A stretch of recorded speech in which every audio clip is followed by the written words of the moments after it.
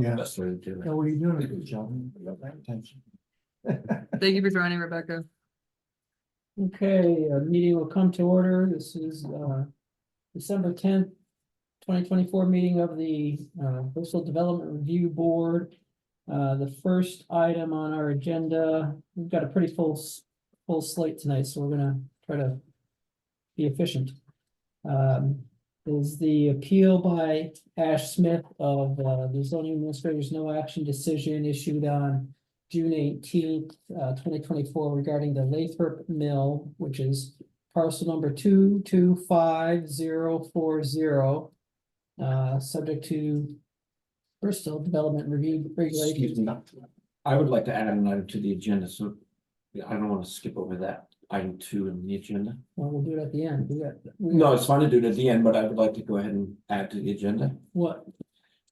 Just a discussion about a permit that we've issued in the past with clarification. I don't know that that's appropriate. It's a public permit. Yeah, but we don't have jurisdiction to be advising about permits that are already issued. I'm looking for clarification from board members about their understanding about that permit. We can talk after the meeting.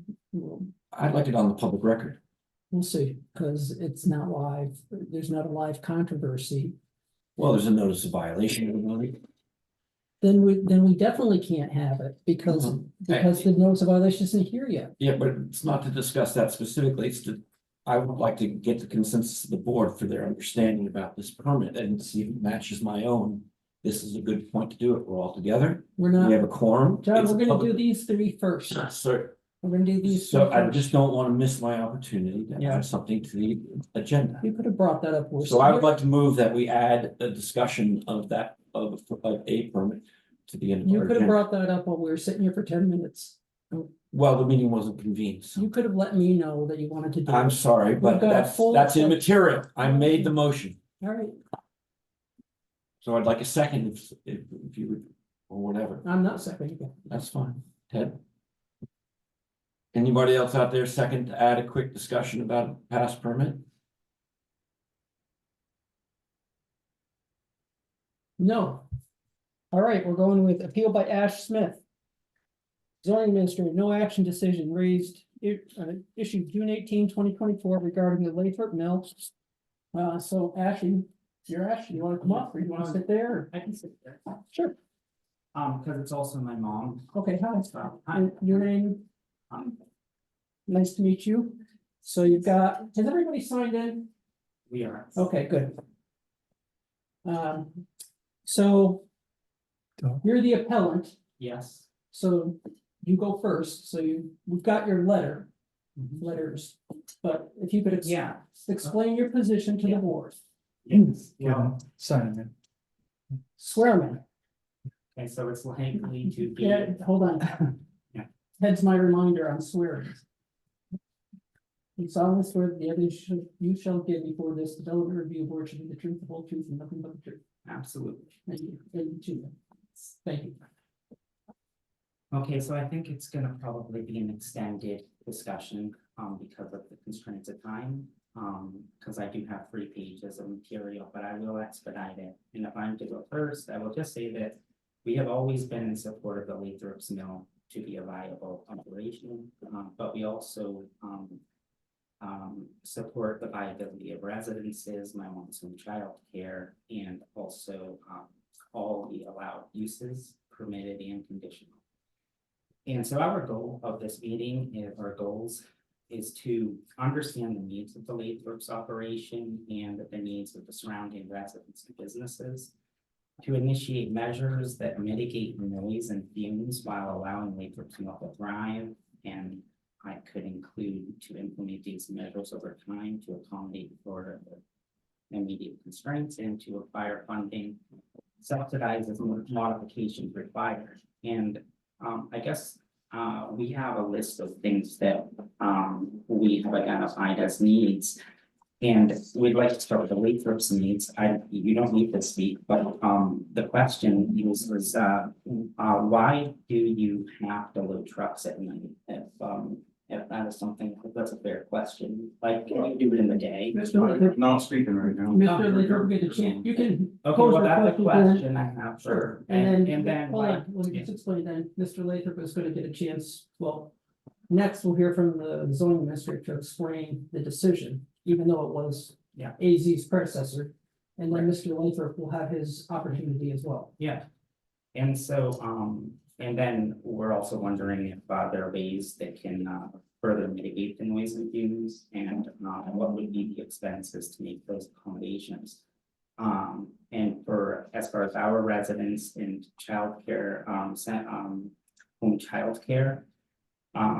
So of concern is the air pollution from the mill, including noise and fumes. Has a significant effect on our health and quality of life as residents. My mom runs a state licensed home childcare. It shares the property line of the mill where children need to are required naps.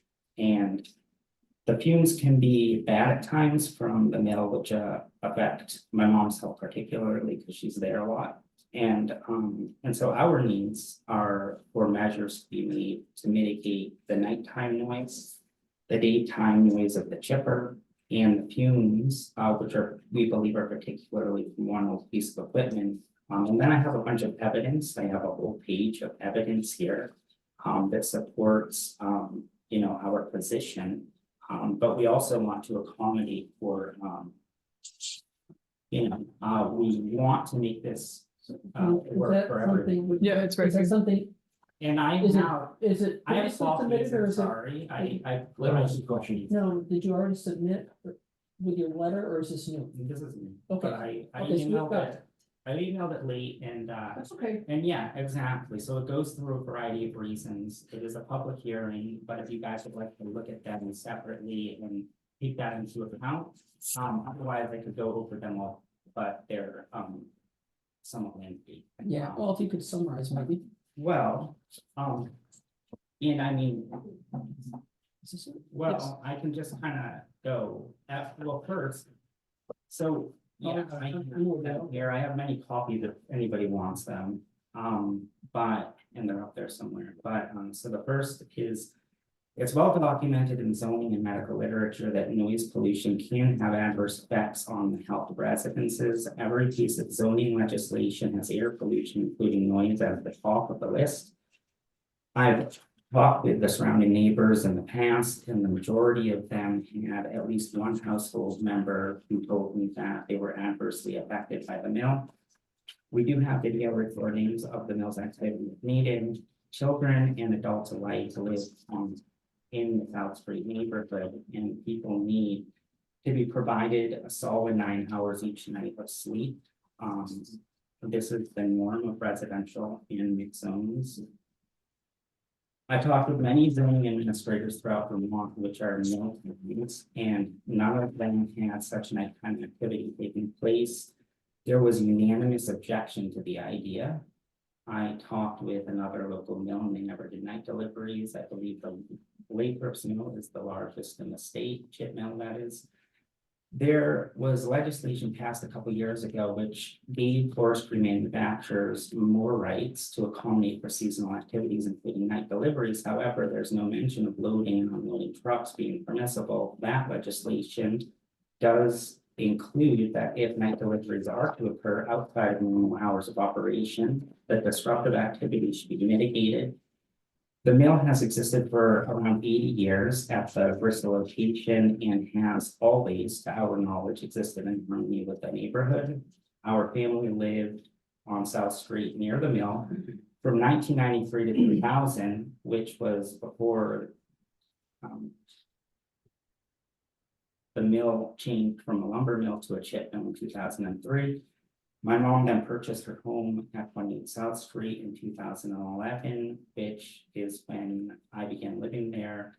I read that it wasn't until 2014 that Jason and Justin Lathrop took over the operation. It wasn't until a few years later that they purchased a larger chipper that generates a much higher volume of noise.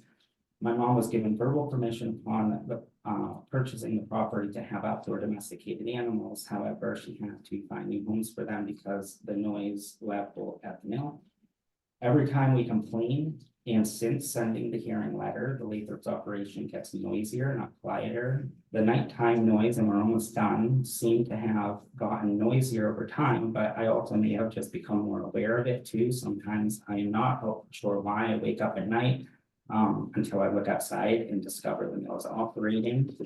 And then the Lathrops might not realize the effects their operation has on the neighborhood residents because we live on the premises. I have attempted over the years to relocate, which is demonstrated by when we have posts looking for housing due to nighttime noise generated by the mill. I hear the nighttime noise from the mill as clearly from the house as I do my cabin, both with my windows closed. I even have insulation board against my windows to drown the noise. I provide earplugs, fans, but the volume of white noise I have to create inside in order to drown out the noise from the mill is intolerable, such as an industrial fan inside. And lastly, my cabin is insulated with double pane windows. However, it should certainly be more noise proof, as could my mom's house, but I consider them average normal dwellings, and no downgrades were made since my mom bought the house. And then the next thing on the list is just propositions I put forth that I feel, that we feel are a way to go about, further discussion. And this is just propositions to conduct a subjective and objective emission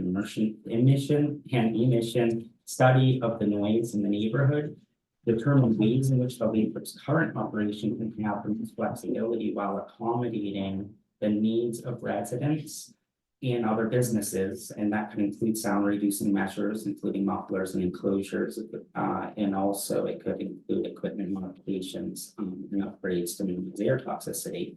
And then on issuing an ordinance would be the most rigorous approach, and that would be a nighttime, can be in conjunction for nighttime noise levels and activities, hours of operation. We're suggesting not 6 a.m. to 9 p.m. or 7 a.m. to 10 p.m. 5 days a week for their working operations, and then maybe 9 a.m. to 9 p.m. on weekends and holidays, rather than what is currently taking place is working after these hours and into the early mornings, which wake us up. So, and then deliveries at night would be fine, like the legislature in Vermont says, but if the noise was mitigated. And then,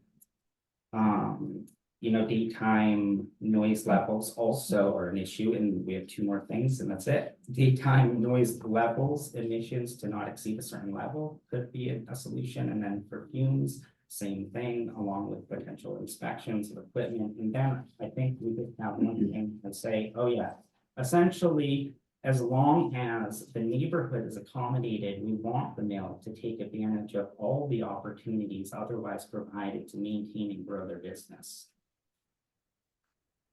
You didn't think there any? We worked on this together. No, I understand, but if you want to say something, you're welcome to. Just Not required to. I would just like to say that, because I've lived in the neighborhood for like 24 years. I have, my house flooded out. My house was under my name. But anyway, there has been a change, and it has been noisier, and it's not always noisy. And I would like to work on a plan so that everybody's satisfied. We're not expecting a solution overnight about this. No, what? I hear all your concerns, and I sure get it. If it were me, I wouldn't be happy. You don't want to live down there, right? I wouldn't be, really, I wouldn't want to be, I get the needs of the business, but I wouldn't want to be where you are. But this board is sitting in a limited jurisdiction of the appeal. This is an appeal of whether or not there's a zoning violation. And the zoning administrator said there's not because it's a pre-existing use. Yeah, that's additional information, yeah. Well, it's the central information. Right, no, that's additional information that we would have to go into.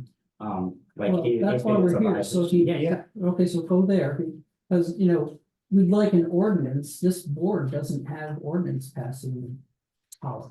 The select board. yeah. Okay, Right, ordinances, so a Yeah. lot of the solutions you're talking about are not something we Yeah. can give you. That's fine, right, but so we can start with what the rules and regulations are. Well, that's why we're here, so if you have a reason, I wanna hear your reasons why why the zoning administrator is wrong in your view. Well, I didn't see anything in either the Vermont legislature or the Bristol zoning a document or the town plans that enables nighttime deliveries, for example, in the mixed zone that we have. And I would like to see documentation of that. I mean, I have all of what's the most pertinent stuff for this, here in front of me. And I mean, I could go through it, but I mean, it would just be reiterating what you guys already know. Or should already know. Just read. I mean, I don't know. Brenda has something to say. It's kind of getting late. Excuse me, hold on, Brenda has something to say. Brenda's what? Has something to say. Brenda, go ahead, Brenda. Hold on a second. Oh, at some point, anyhow, when I look at the regs and you explain to me why this is not applicable, under the introduction to section 751 noise, it says no noise which is excessive at the property line represents a significant increase in noise levels in the vicinity of the development and is incompatible with the reasonable use of the surrounding area shall be permitted. Then for the HDR and the VR districts, it lists particular specific rules, but it does seem to make a general sort of statement.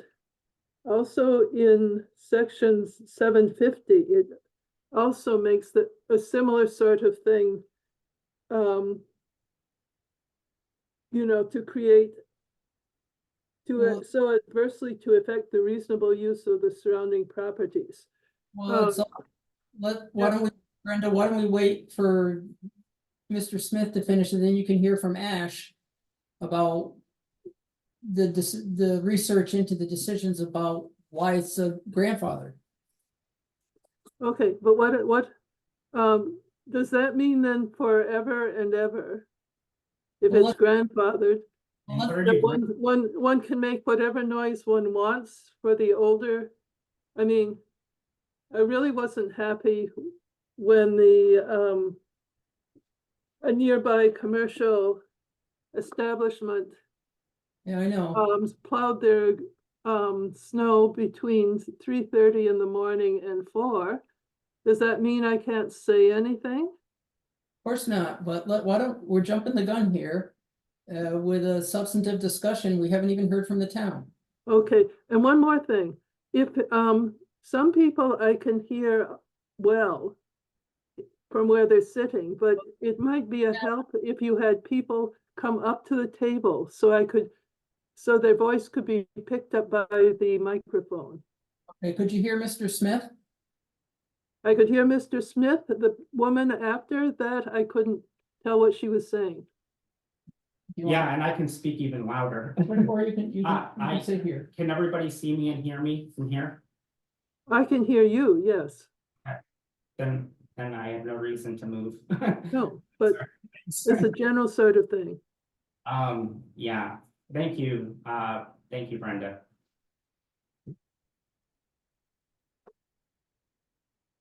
I think I just want to echo what Brenda's saying. My question is whether something that's, predates the zoning, any kind of use, is essentially able to do anything. If there's nothing in the town's regs at the moment that allows that to Well, be just because, addressed. just because something's not in the zoning regulations doesn't mean a town is powerless to address. Yes, so that's part of my question, exactly, like, I don't know what the tools. That may be on the books as far as addressing an unusual, I think this is an unusual circumstance, it's not every business. First of all, it's around since before the regs, so there's that. There's not, it's not like there's 50 of these businesses all doing the same thing, so it's a little bit unusual, and I'm just wondering. If there isn't some way for the town to be a positive force in working out with these property owners. And that may be outside of our purview, I understand that, but I'm just Yeah, asking no, the question, if there's a way. Select boards have regulatory authority with respect to pass ordinances, which is different than what we have. Because a select board passes, writes and passes an ordinance, we don't have bylaws are, as you know, by the planning commission and then approved by the select board, so the select board has a lot of different regulatory. A lot of different statutory authorizations for writing regulations. Public nuisance is one, noise is frequently done under the public nuisance. Right. Statute, but I think there's one specifically on noise, hold on. And Brenda, the And reg, I don't think we have it. there's, There's not- well, the no question reg. I have, and Brenda, I don't have the regs in front of me, but I think you do, because you were reading from them.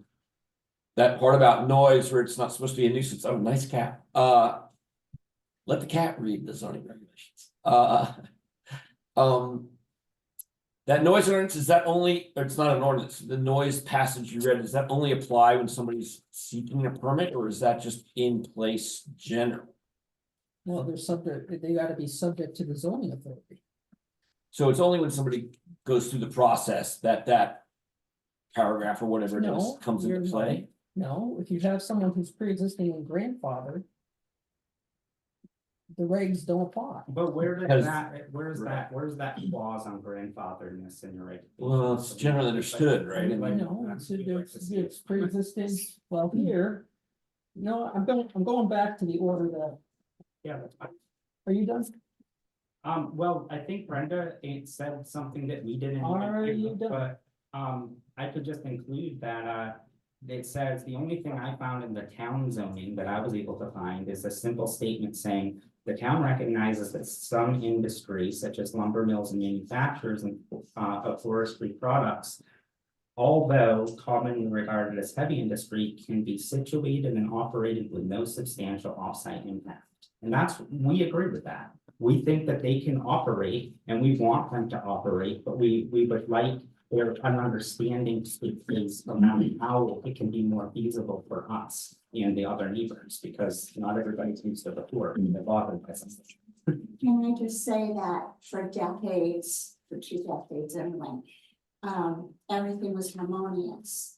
It was after a loud machine that it has been an issue.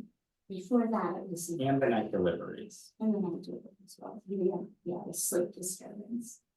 And night deliveries would be fine, but loading the trucks of chips at night.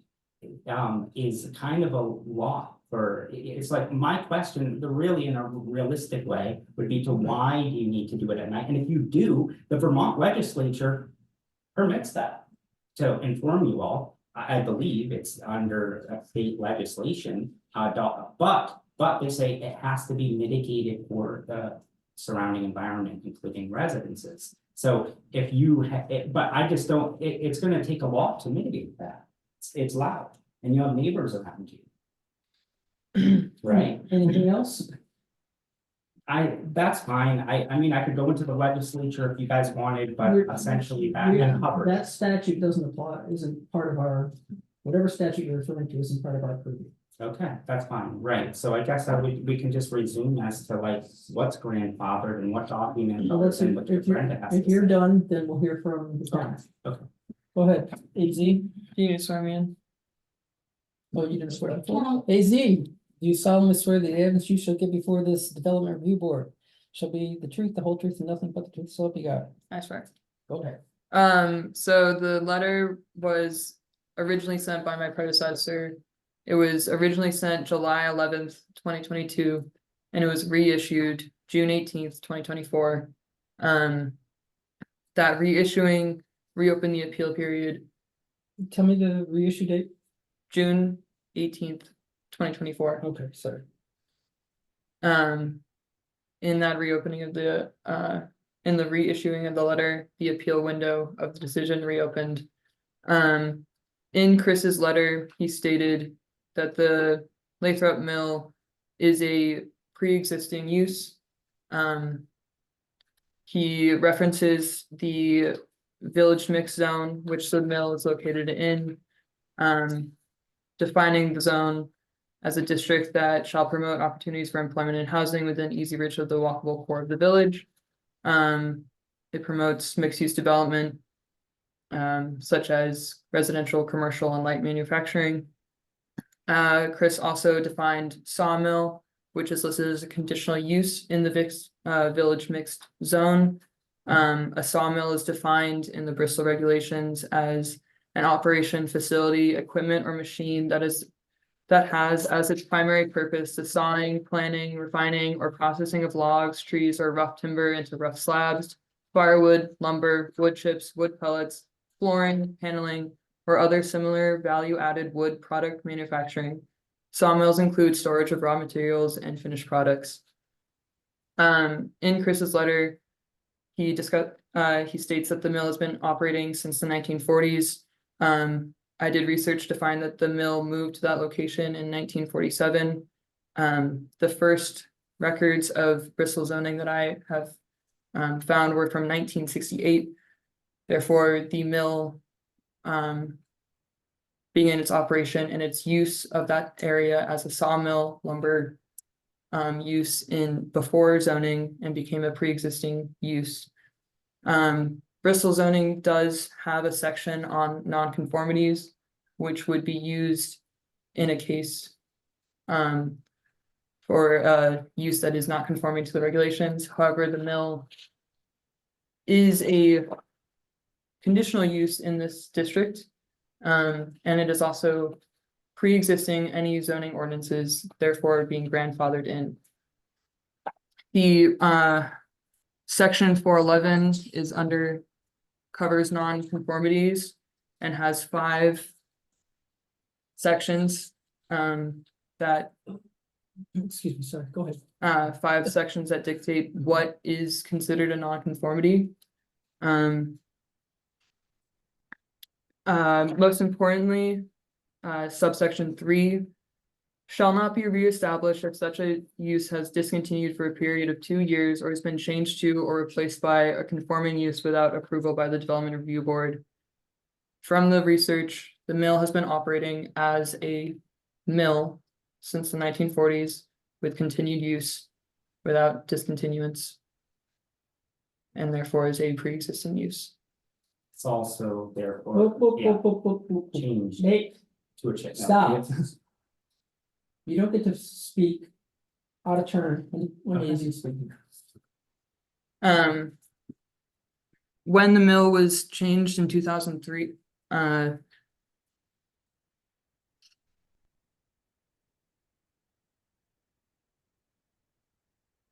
the use of chipping falls under the definition of sawmill and therefore is a use of lumber mill as well. All wrapped into one use, which is sawmill, which is an allowed use in the district. As a conditional use. As a conditional use. And that would be if the mill was to discontinue use and recontinue use, then they would have to follow the processes of a non-conforming. But since the use has continued. What about the hours of operation? Because the mill became operational before zoning, it does not have to follow the hours of operation that would be implemented by a new application. What about the change of? Hey, whoa. Sorry. You wanted to ask something, you raise your hand and I'll call on you at the appropriate time.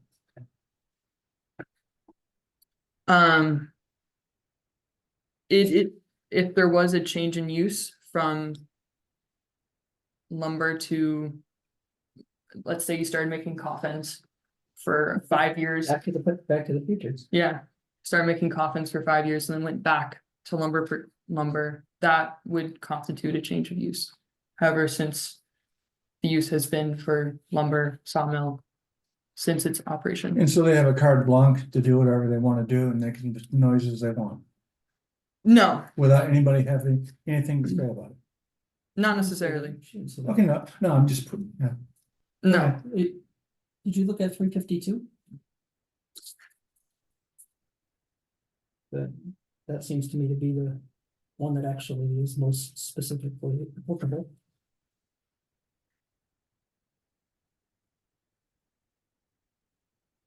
yeah, so this also ties into section 411.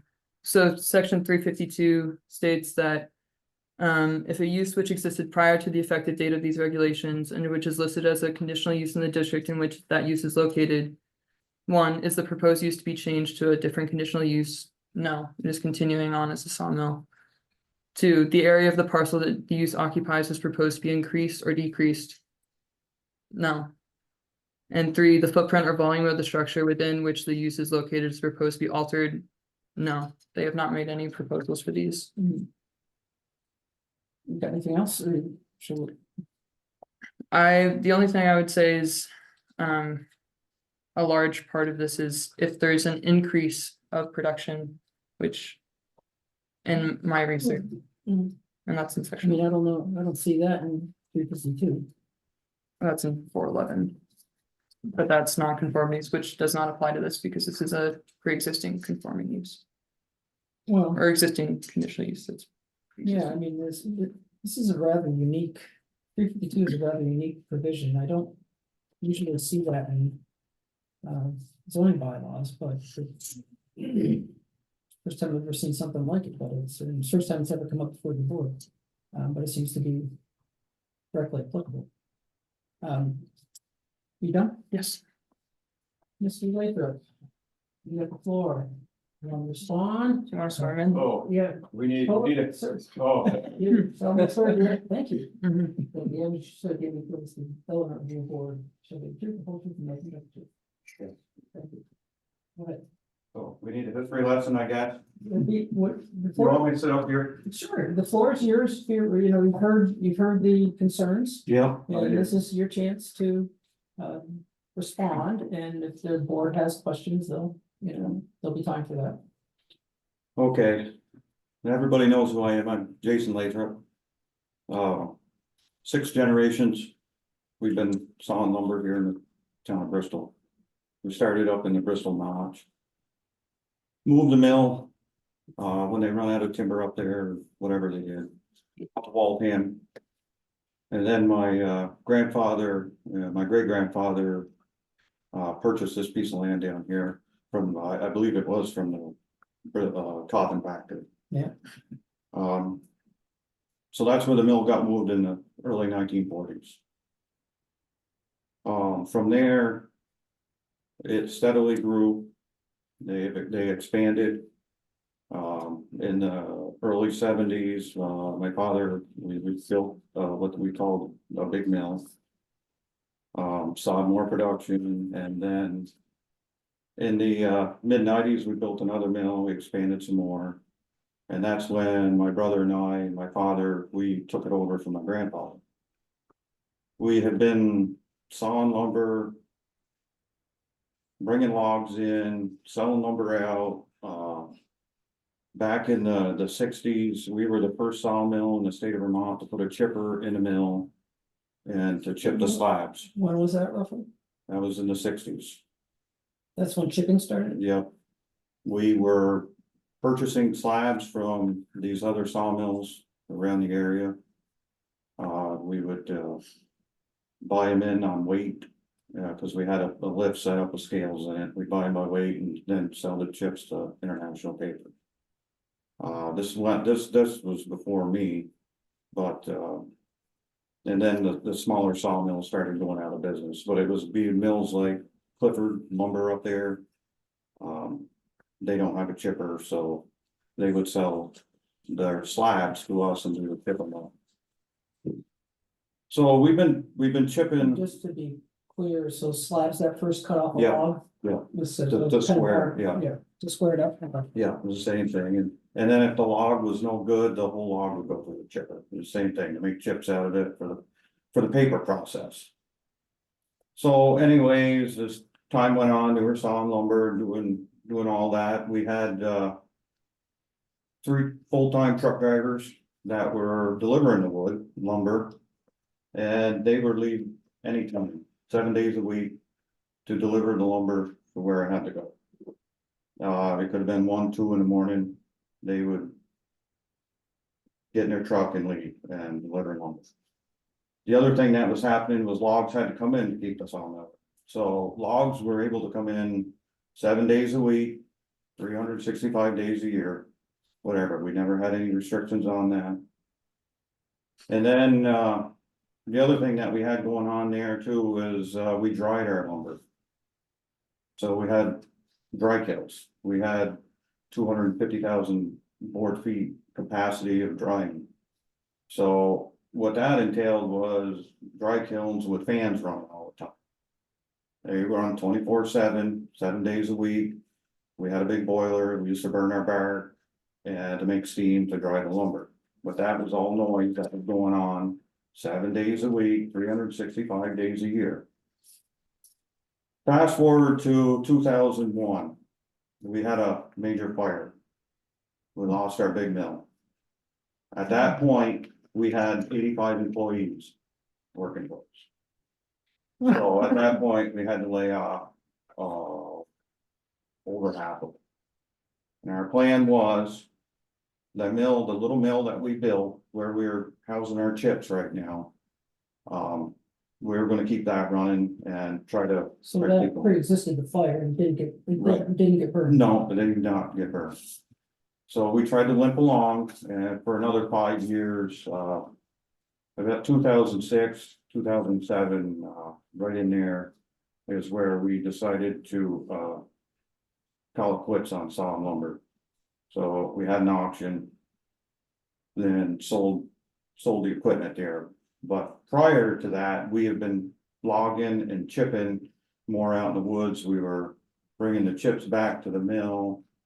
To burn in our boiler, to make enough steam, so we could dry our lumber. We couldn't do it all with one mill, so.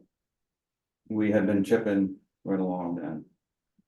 So once we stopped sawing lumber, the few years prior. to And that's that- 05, 06. Yeah, so years prior to that, we had another outlet for our chips, which was to the schools. We would, Chip Tech up here in town, that got started right up here in town, I don't know if you guys ever remember it. But they made these little boilers. And they were burning sawmill chips, so they got put into a lot of municipal buildings and schools.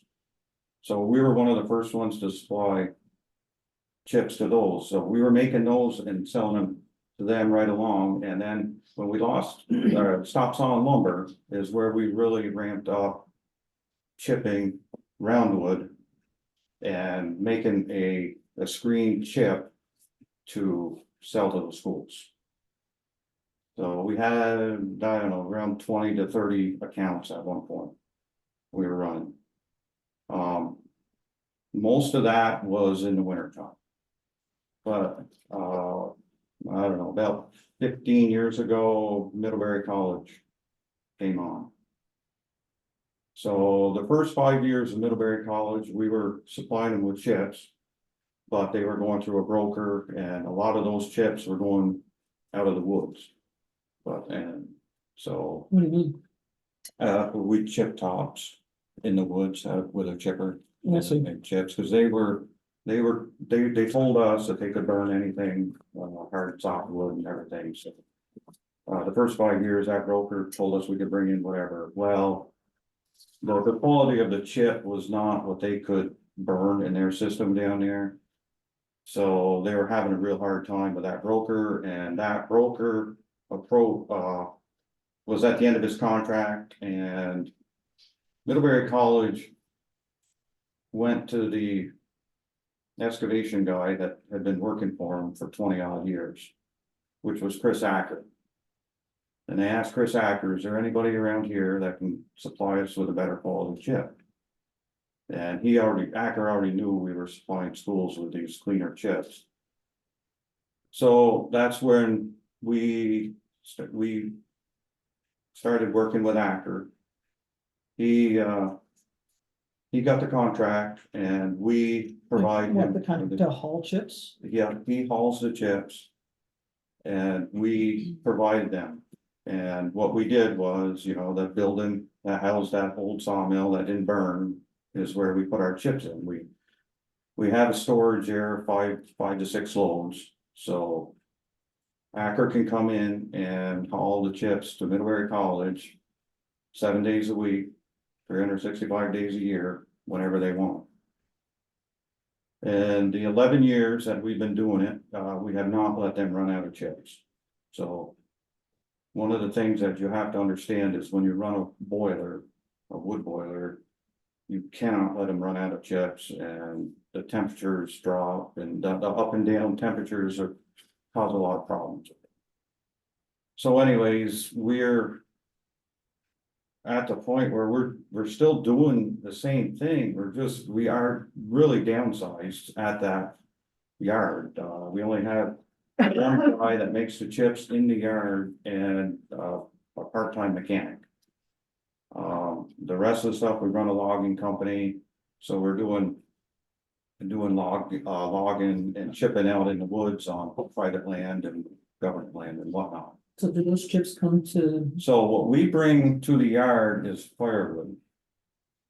And firewood logs. Mhm. They're round pieces 24 feet long. And we run them through the chipper. Put them through a screen. The screen shakes them out and puts the right size chips down, and we screen out the sawdust in the smaller barky chunks and sell that to farmers. But that provides a pretty good clean chip for them, and it's a mix of hardwood. It has to be all hardwood. So when we do a wood lot, there's all different kinds of hardwood that come in, and it makes them a good fuel because the BTUs are fairly consistent. Whereas in a sawmill chip, if you're sawing soft maple for weeks on end, the BTUs is totally different than something like red oak or hard maple. So anyways, that's one of the things I liked about it, and we kept a consistent chip. So, and as far as what I know, the reason why they're loading at night is their floor system down there cannot support. you mean the college? Yeah, the college can't support 3 loads of chips. They can only really support 1, so. And I mean, that everything that we provide them is that building and a loader. And he's loading under a building. I don't know why it's so loud at the property line. That the loader is really quiet. I just don't know. And we are from the property line to where we load, it's gotta be, oh Jesus, 500 to 800 feet.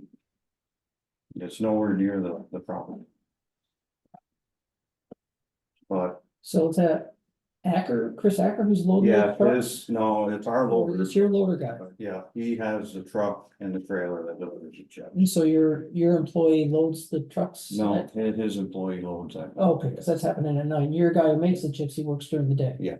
Yeah, So we try to work, we start 6 to 5 days a week. Saturdays are kind of like, you know, whatever, half a day or whatever we feel like. But we normally don't make chips on Saturdays and Sundays. The only reason chips are made on Saturdays and Sundays, or if we have to do it on a holiday, is we gotta break down. Something has happened, or there's not enough chips in that building, something had happened.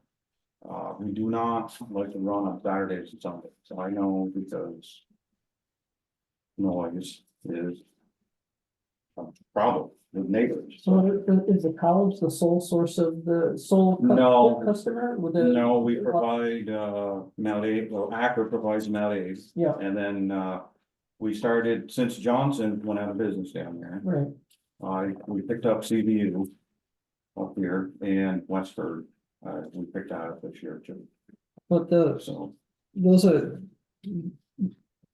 It's the hardwood, Yeah. what's going to farmers, is for their boilers? No, it's just, it's a sawdust and bark, Oh, for the bedding, the bedding, okay, yeah, that's all that's going to. Could I ask for pause for bathroom break? sure. Thank you.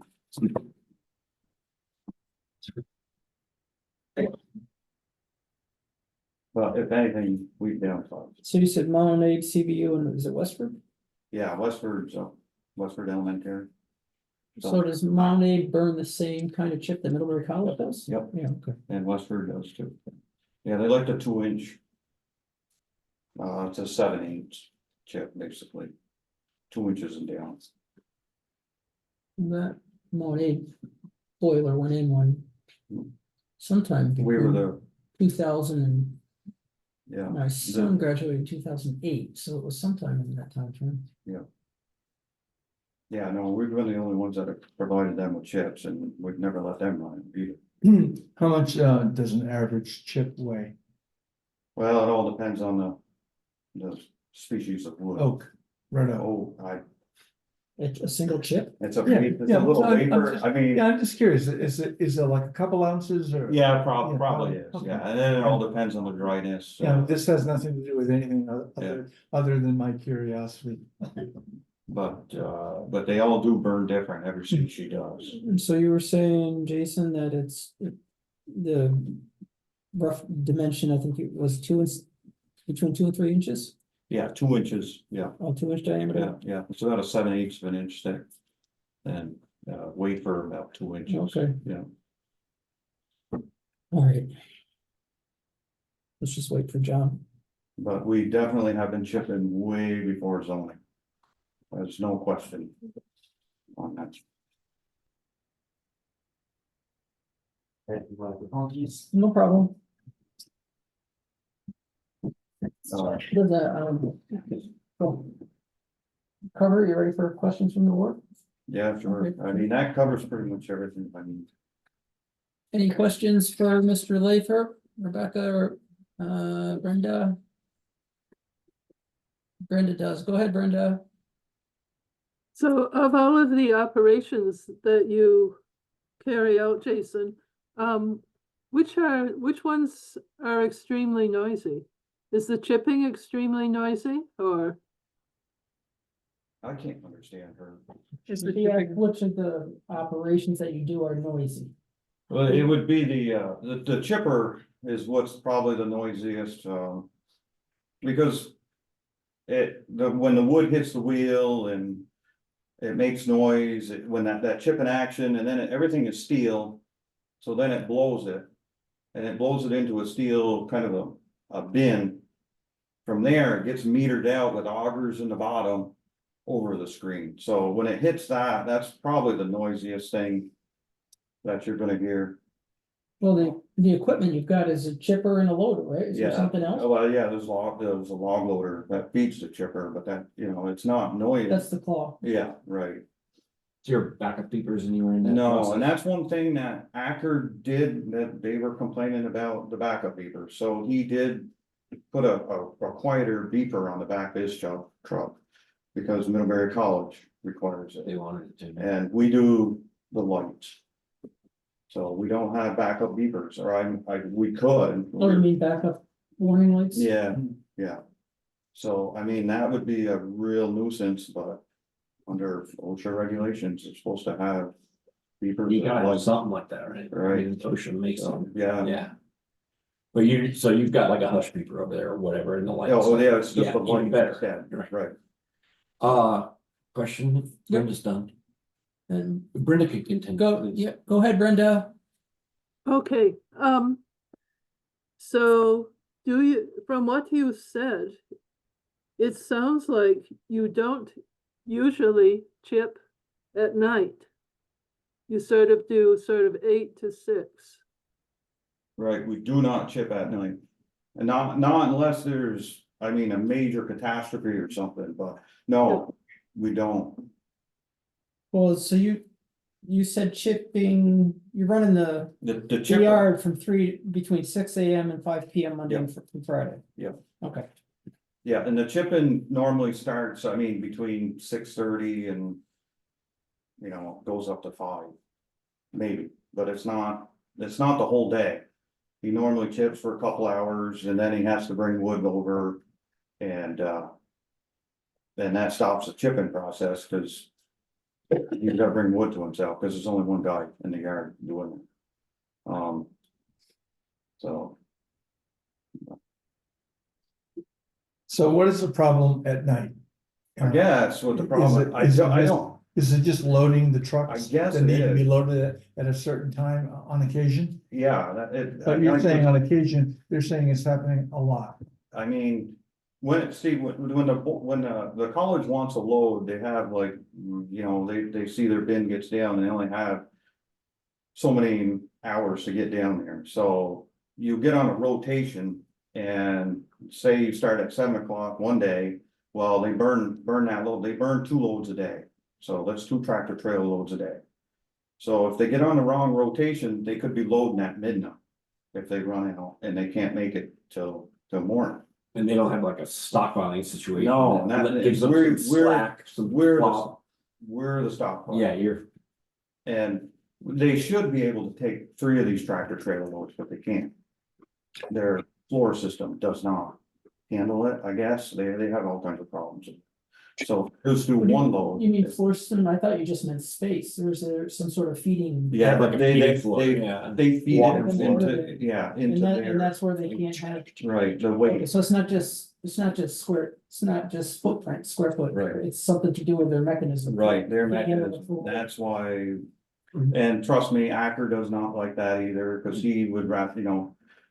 The guy that he's got doing it is 74 years old and he's retired, he's.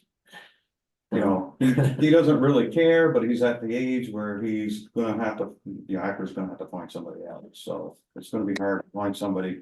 To get up at midnight, to load a trailer and go down there and dump a load so they don't run out and all this other stuff. So things might be changing there anyways, I don't know, but. Kevin, can I ask Jason a question? Sure. Jason, I'm not convinced that there's that much of a problem at night anyway, but just so I know, would it be possible for you to stockpile just a little bit there so that you could, if we said you just don't chip at night ever, would that be a problem? I Yeah, mean, no, it sounds like it's very rare. right, yeah, no, we don't chip at night, and that building we have holds about 5 or 6 loads. Yeah, so I'm thinking if we simply said you're not allowed to chip at night, that really wouldn't be a hindrance for you because you don't really chip at night. No, And we that- don't. That's to me when it would, the noise, if there was an issue, and like I said, I still need to hear that there is one, but that would solve it, would just say no chipping at night, period. I think we have had testimony that there is a problem from at least these neighbors' perspectives. Yeah, okay, no, I That's pretty get clear. that, and they're gonna testify, but Yeah. I'm just saying, I'm asking, could we solve that problem if it exists by simply saying no chipping at night, period? But you're not chipping at night anyway now. Well, he said The loading that is the problem. he said it's in the case of an emergency. Well, I'm thinking, That's Yeah. the exception. yeah, but if we would simply say, don't do that, stockpile. In other words, if in an emergency, you use up, maybe it means you need to stockpile 1 or 2 more loads, but whatever. This seems to me that's not an unreasonable thing to say, don't do it at night. So. I'm sorry, go ahead. Rebecca, is your hand up or not? No, okay, John? Yeah, it doesn't feel like it's our purview to. It is not our purview to like offer a solution here. We don't have something we can act on, but I would hope that there might be some ways that you guys could work it out so that on as less a frequent, as little as possible, you guys are doing the whatever activity is at night. And I wouldn't venture to guess what that might be because I don't know the business, but something where maybe it could work. Brenda, did you have another question? Not at the moment. Okay, Yeah. Mr. Smith? So first of all, I just wanted to clarify that the chipping does not occur at night. The chipping is, takes place in the day and it's allowed in the day for, a daycare and my mom. So basically, the nighttime activity is not the chipping. The nighttime activity is loading chips, tractor trailer trucks of chips with a front end loader at night between the hours of 10 PM and like usually 2 PM, 2 AM. 10 PM and 2 AM, and this is regular, and my question would be, is if you know it bothers some of the neighbors, and probably many of them, have you inquired about, moving this, nighttime loading of trucks to the day? Because, you know, there's still an inconsistency as to why it can't be done during the day. There was no good explanation so far, so, but have you inquired that? Have you, is it just not feasible? I told you, the college with their loading, their system down there only holds one load. Yeah, at a but why time. do you do, why not do it in the And day? Let him they finish. have to, when they burn that load up, they have some 2 hour, or they have so much time to get down there with another load. So that load Hey, is you gonna gotta get loaded stop. at like Hold on. 10 You o'clock. gotta stop you You have to let other gotta people talk in their stop turn. interrupting. Okay. Yeah, it's not an open conversation. Okay. So that load has to get loaded up and taken down, and it is gonna be at night sometimes. Most of the time, it is gonna be at night. They have been trying to keep it around 9 o'clock, but. I mean, I don't control that, and this is why. I knew this, we were okay because we're grandfathered in this, because I know. If I sell that mill or sell that yard down there to somebody else. They will never be able to do what I'm doing there. We don't mind. I just know that. We just But- want certain standards. Yeah, no, I know. And I just know that, and that's why we are working with Acker and. We're trying to solve the college's problem and keep us going as far as using natural resources around here too. So I have a brainstorm idea to Rick. Off the top of my head. Would it be possible? I know you don't control Acker, but.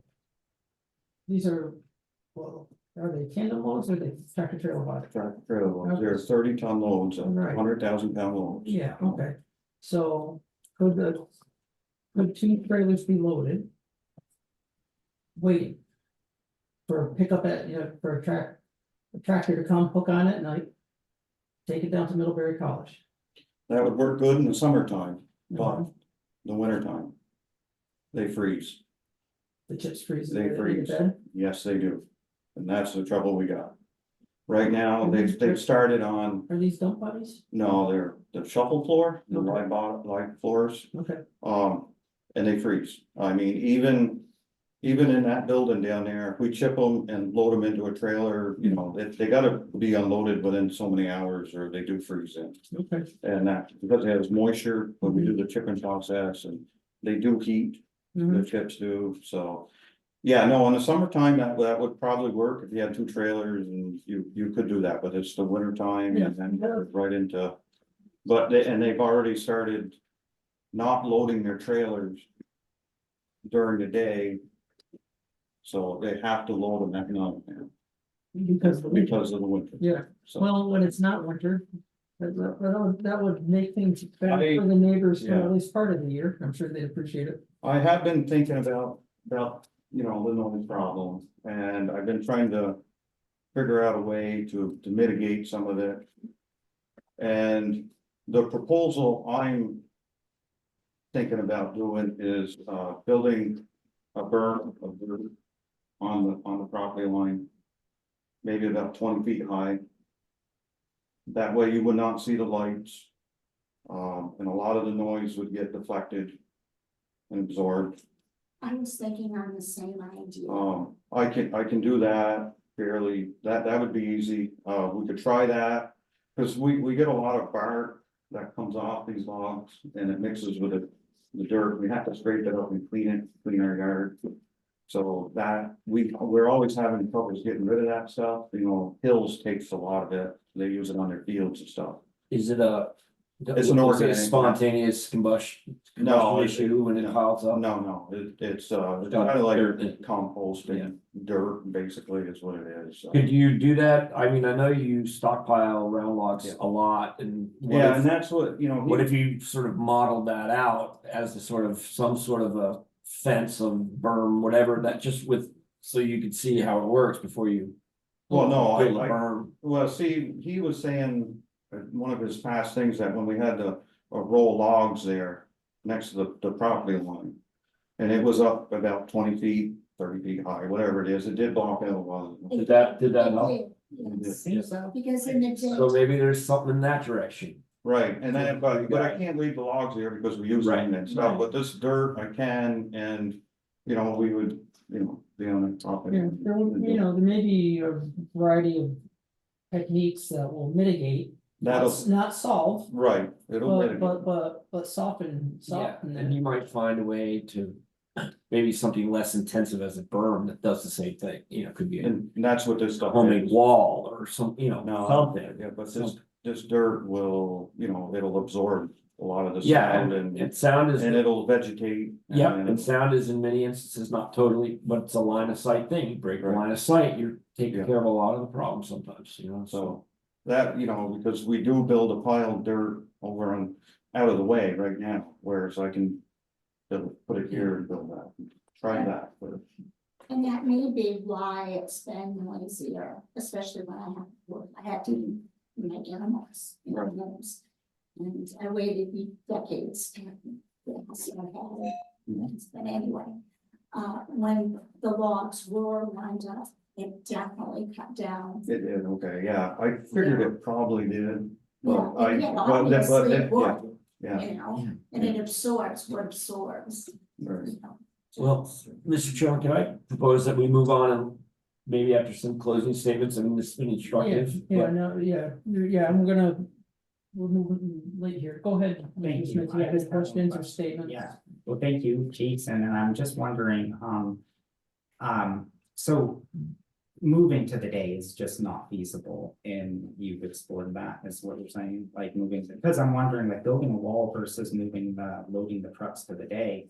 I mean, even if we built a wall, that's nice and a kind thing to do, but, I'm just wondering, is it easier to just, and if you've explored trying to move it to the day, is that feasible, or no? Is that Yeah. totally not feasible? Actor has, he has, and it just. That their floor won't take it down there, or else he would, because he doesn't. He's he's gonna have a hard time when this employee leaves. Which is coming up, to find somebody to run at night, I'll do it in the day. so. Why can't I'll do it in the day? Why can't I do this in the day? I do run a business, but why can't somebody else run it in the day though? Because Does the the boiler boilers- needs 2 loads a day, and they can only hold 1 at a time. So you have to do one a day and one at night. Yeah, cause they're burning 2 a day, so one is always gonna be probably. Either early. Yeah, it's a systems problem that should, if it involves like some of these, like Miller College, they're a wealthy organization, something should like something seems like it should be accommodated rather than trying to put up. a Well, wall. that is something you could take up with Middlebury College, Oh, yeah. but we We're not can't gonna do get that far. here, no, I know, but that is a channel for you. Yeah, That we can't do that here. It though. was, well, sounds like they were planning to be able to handle 3 Right, loads, and the right. system that got Exactly. installed just can't do it, probably Can't because do of weight. right, yeah, and it's a poor design, and they Well, it was- haven't changed it. It was new at Right. at the time, it was cutting edge, but there's things Right. that worked and things that didn't, they were gonna grow, as you know. They did, Wood and- stock all and over. they did, it, and they- I mean, That and- didn't work, No, I know, cause I had to go and cut it all down and ship it up, and sell it to Burlington. okay, anything else, Mr. Smith? No, it just Mrs. sounds Smith? like Middlebury College needs to cut some other budget to accommodate for their. Oh, that's not us though, so Yeah, we're short of time at this point. We'll just. all right, so I'm gonna move that we discuss this in deliberative session. There's a lot of bylaw to go through here to plus I'm gonna get these other folks in, and we can have a discussion after.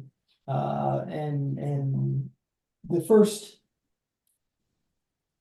the threshold issue is, do we have jurisdiction to be dealing with this at all? We'll be discussing that, and if the answer is no, then no, there'll be a written decision, or if the answer is yes, then then we can see if we can craft something. So, I'll move that we consider this a deliberative session at the end of the rest of the proceedings tonight. Second, Any other discussion on going into executive deliberative session for this? I said executive, I meant deliberative, sorry. Is it Okay, not something that we could consider on the public record? I think there's a lot I think people are gonna have a lot of questions. I assume this is the first time we've had a It's, grandfather. yes, but I don't think they're personal questions. I think we can deliberate, but we don't have to be out of the public. We can deliberate. Nobody else can participate except us. Right. We can still do it with the public in attendance if they want. It's up to the chairman.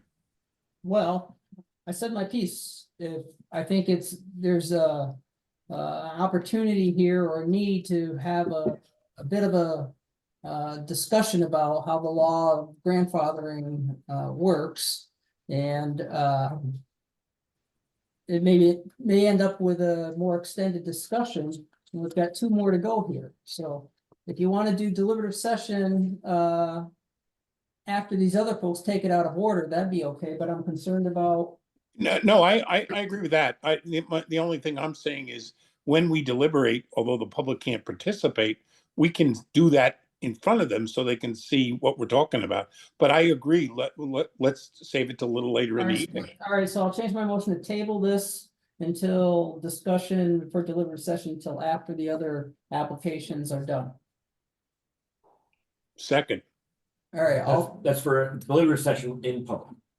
we'll see. We haven't made up our mind. Yeah, we'll see, but we can take that up then. All right, all those in favor of tabling to deliver discussion to these other 2 applications are done? I, All right, okay, 5-0, thank you, Jason, thank you, Smiths. Yes, ma'am. I just wanted to say that I personally did tree business, working with chippers and all kinds of stuff for 25 years. And I did it with my dad previously, that when we have a family business, we know about, we're used to this kind of stuff.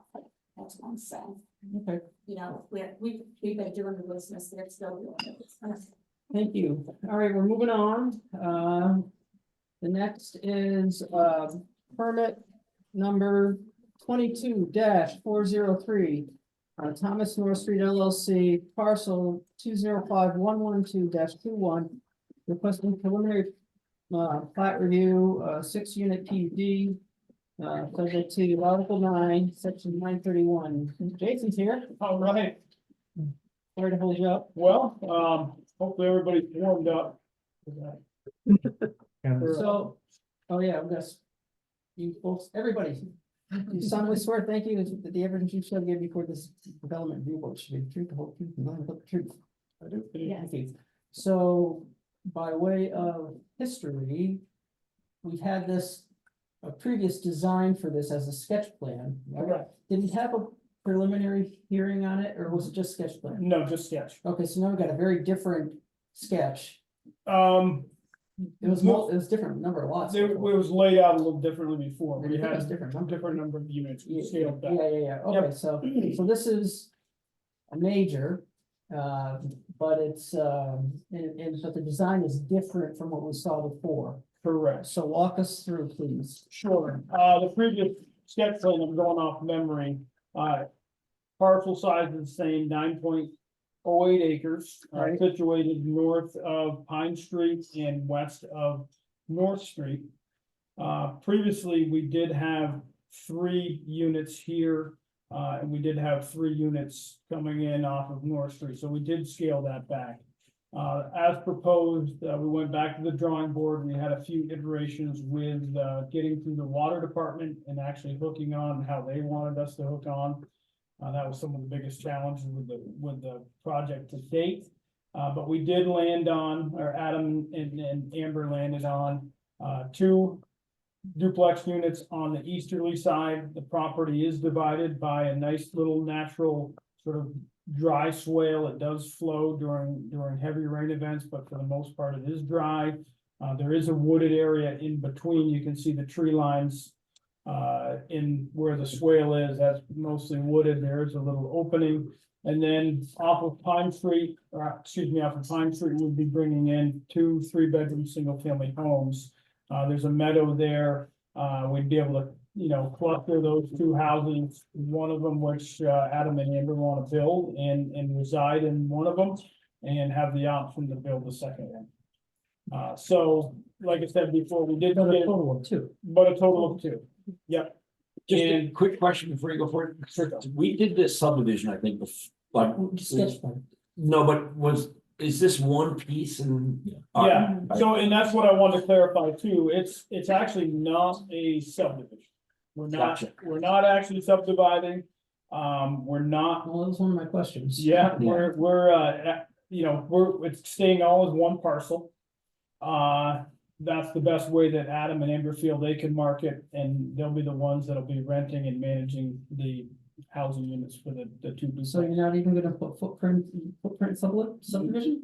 maybe down the road, but. No, for the buildings, you're gonna put all these buildings on one lot? Yes, it's conditional use and preliminary plat. And so, just looking down the road sometime, there might be a time where they could be sold and you Yep. could do a subdivision at that point. And we have- In the meantime, you're just gonna manage them as rentals. Yeah. Okay. And we have discussed that, and setting that up was the reason why with the two single family homes on the west side in the units, so we opted, or Adam and Amber opted not to do the footprint lots, meaning the condo lots, and then having some shared or common land. Yeah, we're going the other way on this down on Cedar Road, right? We got one of these Clarks. Oh, I Yeah. haven't seen that one yet. Yeah, they're already in. That on was coming sketch- in next sketch. month. Oh, yeah. Yeah. All right, that one, That's- yes. That's like this thing to go into subdivision. Right, the other way. Yeah. PUD subdivision. One lot for now, then There's no need to subdivide it if you're gonna hold it. Right. there's no point, if they're not gonna buy them, if they're gonna do And as long as you don't box yourself out of that. truly rentals. So as part of this, currently, we do have approval to hook up to the water system, or the project does have approval to hook up to the water system. That has been designed. Yeah, so tell us how that's, you're gonna have to run a main off North Street, We're gonna run 2 mains, actually. one off North and one off. One off North and one off Pine. Yeah. There'll be a blow off at the end. There'll be a meter pit out by each one of these. There'll be a meter pit on North Street. It'll run a 2-inch service or 2-inch shared main From the out to meter the. pit on North Street, you're running that 2-inch that far? Mhm. On the. Water pumps are okay? Everything works out great. Okay. Yep. I've been working on water ordinance a lot with the town, so. Yeah. No, we've done all the calculations and one thing Yeah, Bristol let's get does have, plenty of water. What material you use for that? So we're either gonna, Along what? well, it's proposed as either CPS, a plastic pipe, or a DR11, which is a fused joint pipe, which that's probably the preference. It's a little bit cheaper. And you get where the joints are fused and you don't have, there's no sticking everything together with PVC and glue, so it does work a little better. So there's 2 options. So is it gonna be a town lot? Is it just a town line to North Street and then It's gonna be privately owned, it's gonna be a town maintained to the meter.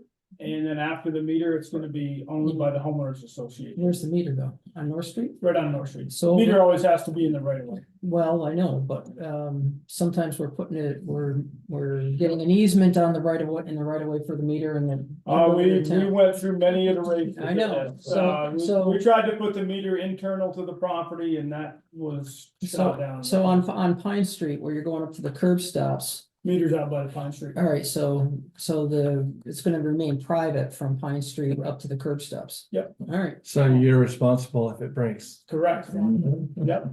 It's gonna be put in well and it's gonna be bedded in some nice sand because I bet. that's the material that's there and there's not really. Yeah, it's good major material concern. there, yeah. And I'm sorry I didn't have a chance to get through your narrative before, so maybe this is covered, but, so is each of these gonna be a water customer? Or are you doing 1 meter water wise for like the whole thing? Well, there'll be 1 meter out by the meter, at the meter pit. Right. But they could also purchase separate meters if they wanted to meter each unit individually. So in future, if they were individually owners, you'd have to do that, right? Right. Once you try to sell one of the duplexes for a bit. So all that would mean is with the new water ordinance, they'd have to drive down and be part of access with the homeowners association, go down and read the meters at the home. So we have left some flexibility with future, but right now, if you know, Adam and Amber, You'll be the customer. yeah. It's a Well, they master, can it's a always- master meter out. It's a master meter, but they can always purchase separate Subdivisions, yeah, for each Right. individual unit Yeah. if they want to, right. and that can be made, Then you gotta bill it back. And that'll be at the cursor house. that'd actually be at the house. The house. They'd have a meter right there at the house. Yep. Yep, so you could individual meter each one. So this driveway off North Street, that exists now. Yes. Yes, so But this one, both, and the one on Pine Street would be new? Is no, that there too? that's also there. Yeah, this goes to the Yeah. construction. Yeah, so they're 12 feet wide Years? roughly. Alright. We would be extending those to 16 feet wide with Yeah. 1 foot shoulder, so those would be widened. Access looks good, there's plenty of space, we do have a emergency vehicle turnaround on the east side, and we do have a Where's that? drive. Oh, there's a hammerhead Yeah, I'm looking for it. right here.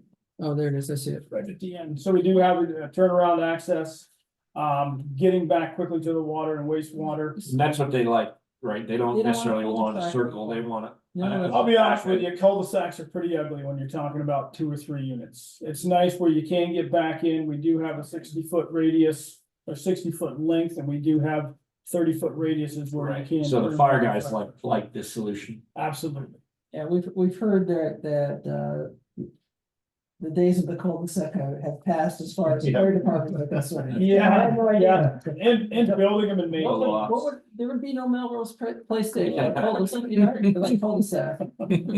So, okay, State water and wastewater permit has been issued. That was issued about a month or so ago. You're sitting on gravel, it's no issue there. It's nice sand, it's, you know, it's nice alluvial sand, so we were able to get some systems in.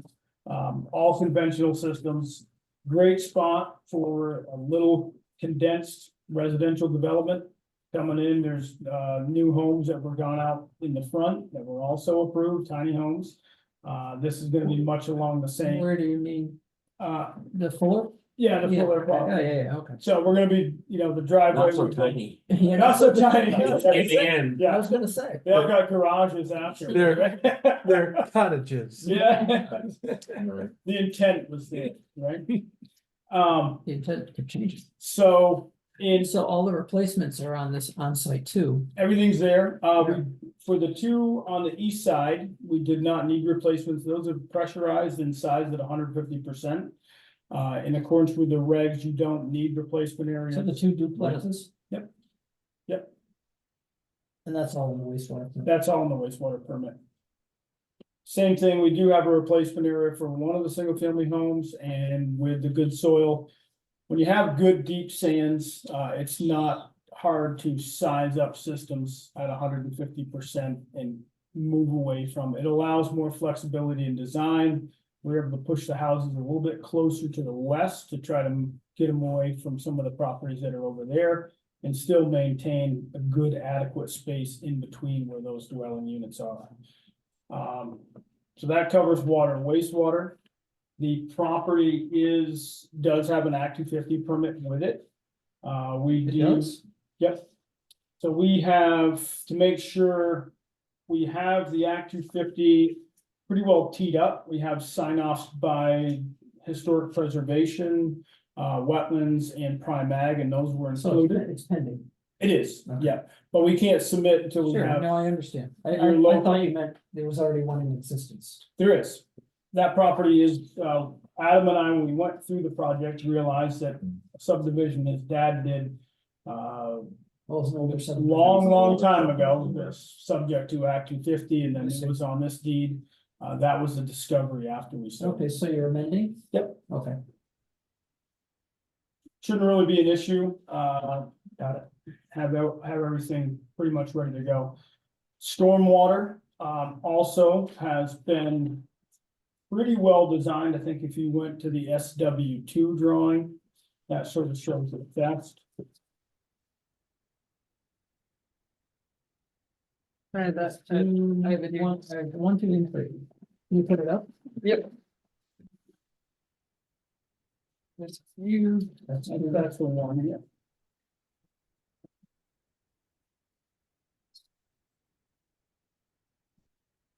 You guys can read upside down or. No, we do not have to. John and Ted. Here, right? Yeah. Here, this time you guys, I'll read upside down this time. Yeah. This is stormwater. So, we hired Jeff Oleski, Catamount Engineering, a very well-known, real good stormwater guy. That's who we use. What's gonna be proposed is a gravel wetland in between the two duplex units, basically all the road runoff will be captured along with the roof runoff.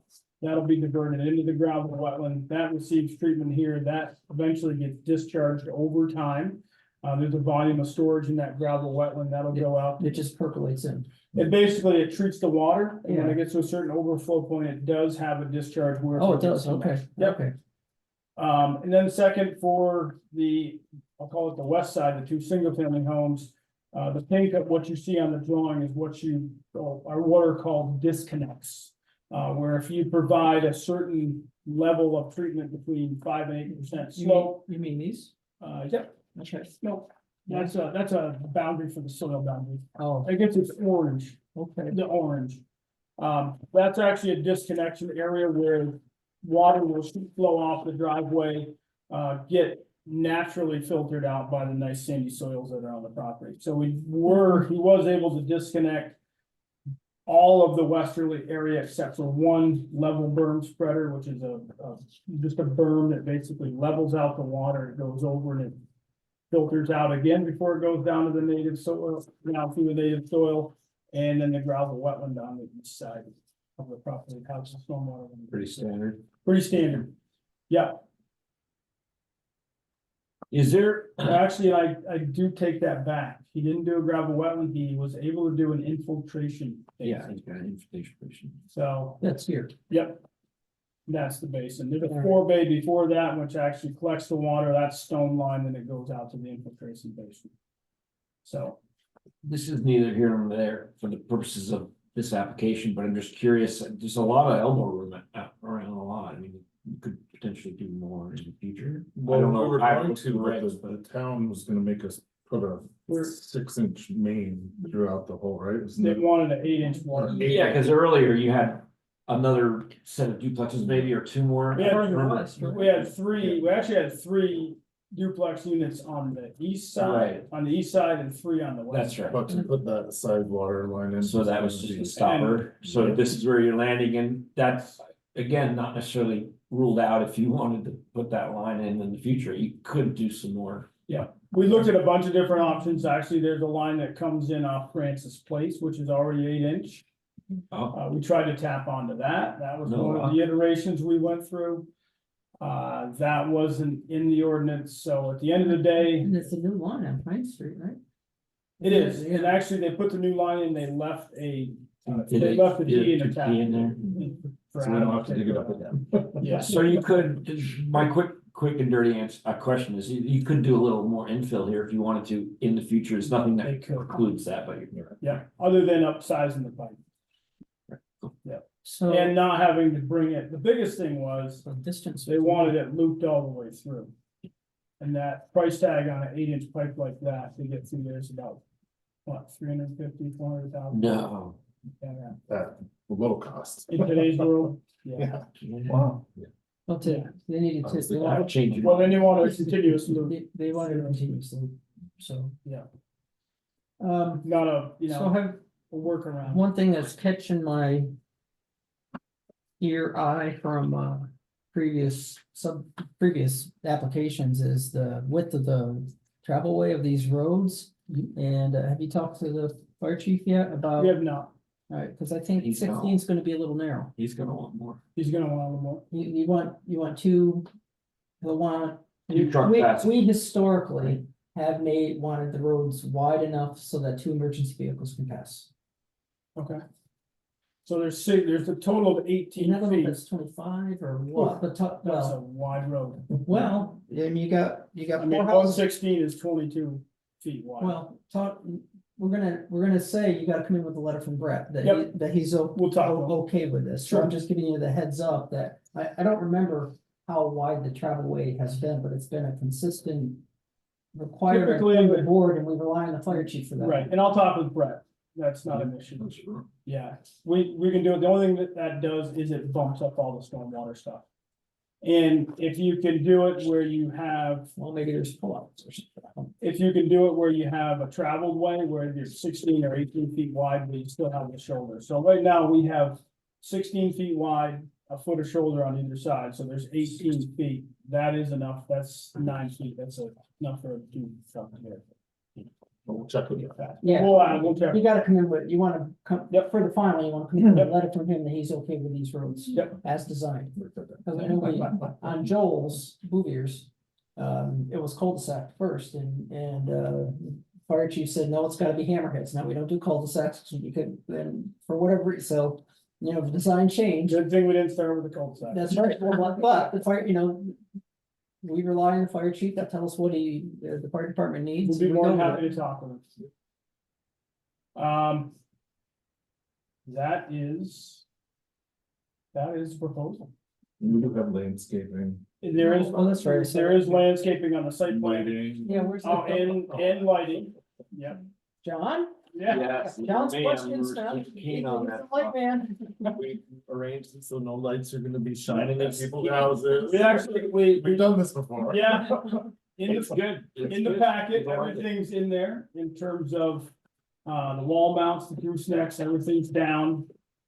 Basically to light the ingress, egress locations. What's the land, scan, what plan shows the landscaping? S, and S, you're in the stormwater. Don't see an exposed way. That's your fun. Yeah, this is. Over the property line. No, that's, Okay. that's your light. In the box. So these are the new trees? Correct. Nobody's walking up there. Yep. And then the lighting has been called out. Yeah, so on S In two, the fixture. S2, John, is where the lighting is called out, this also shows the landscaping.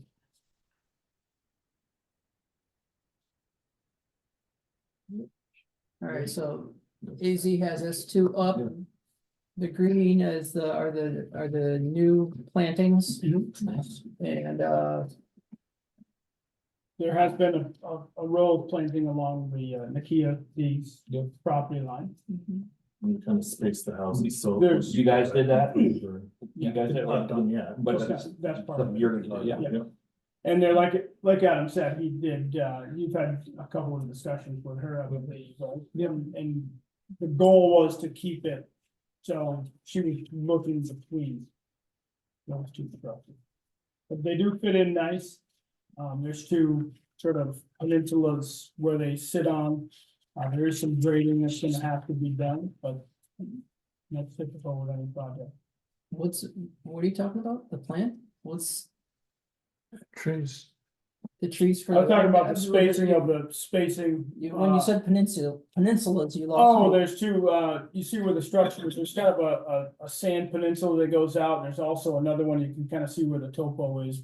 Where those structures sit. Oh, I see, like. Yeah, there's, it's, Yeah, so yeah, it's yeah. more radial flow. Away from. the- No, I see what you mean. I mean, I'm just on the policy level, I really support this kind of housing being developed inside the village, so. Yeah, I especially. think it looks like a because good plan. My only thing would be like, out over the future, you increase the density there, because there's. Lots of good walkable neighborhood right The there. water department. We'd we'd make a motion to have the town help them with the water. I'll let you guys make that. We've tried 3 times. Yeah, good luck. Yeah. But it is great.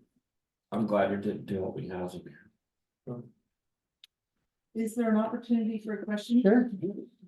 I'm Karen Lawson, I'm one of your neighbors in this lot and built the house on the Bristol community cottages, the closest to the road, just beside us, the green one with the red furniture in the front, and people recognize it.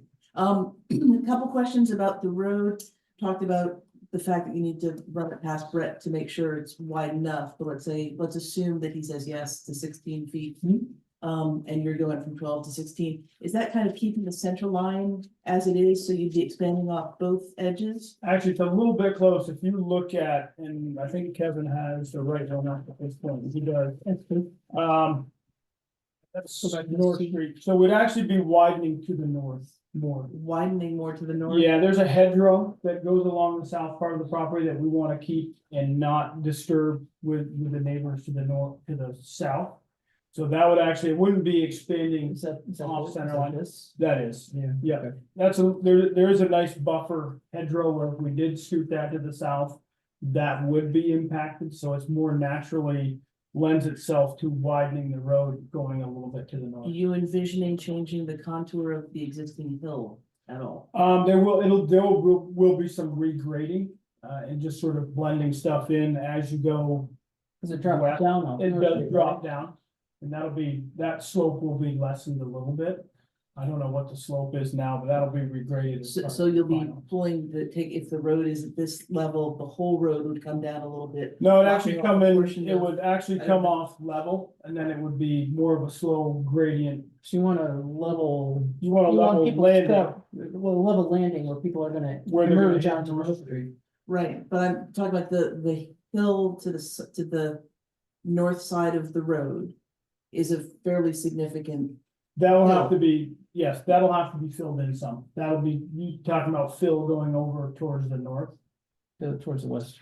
Yeah, it'd actually be Well, north. it's towards the north, Towards the yeah, on the hill, Towards- towards my yeah. house, yeah. There would be some filling in that area.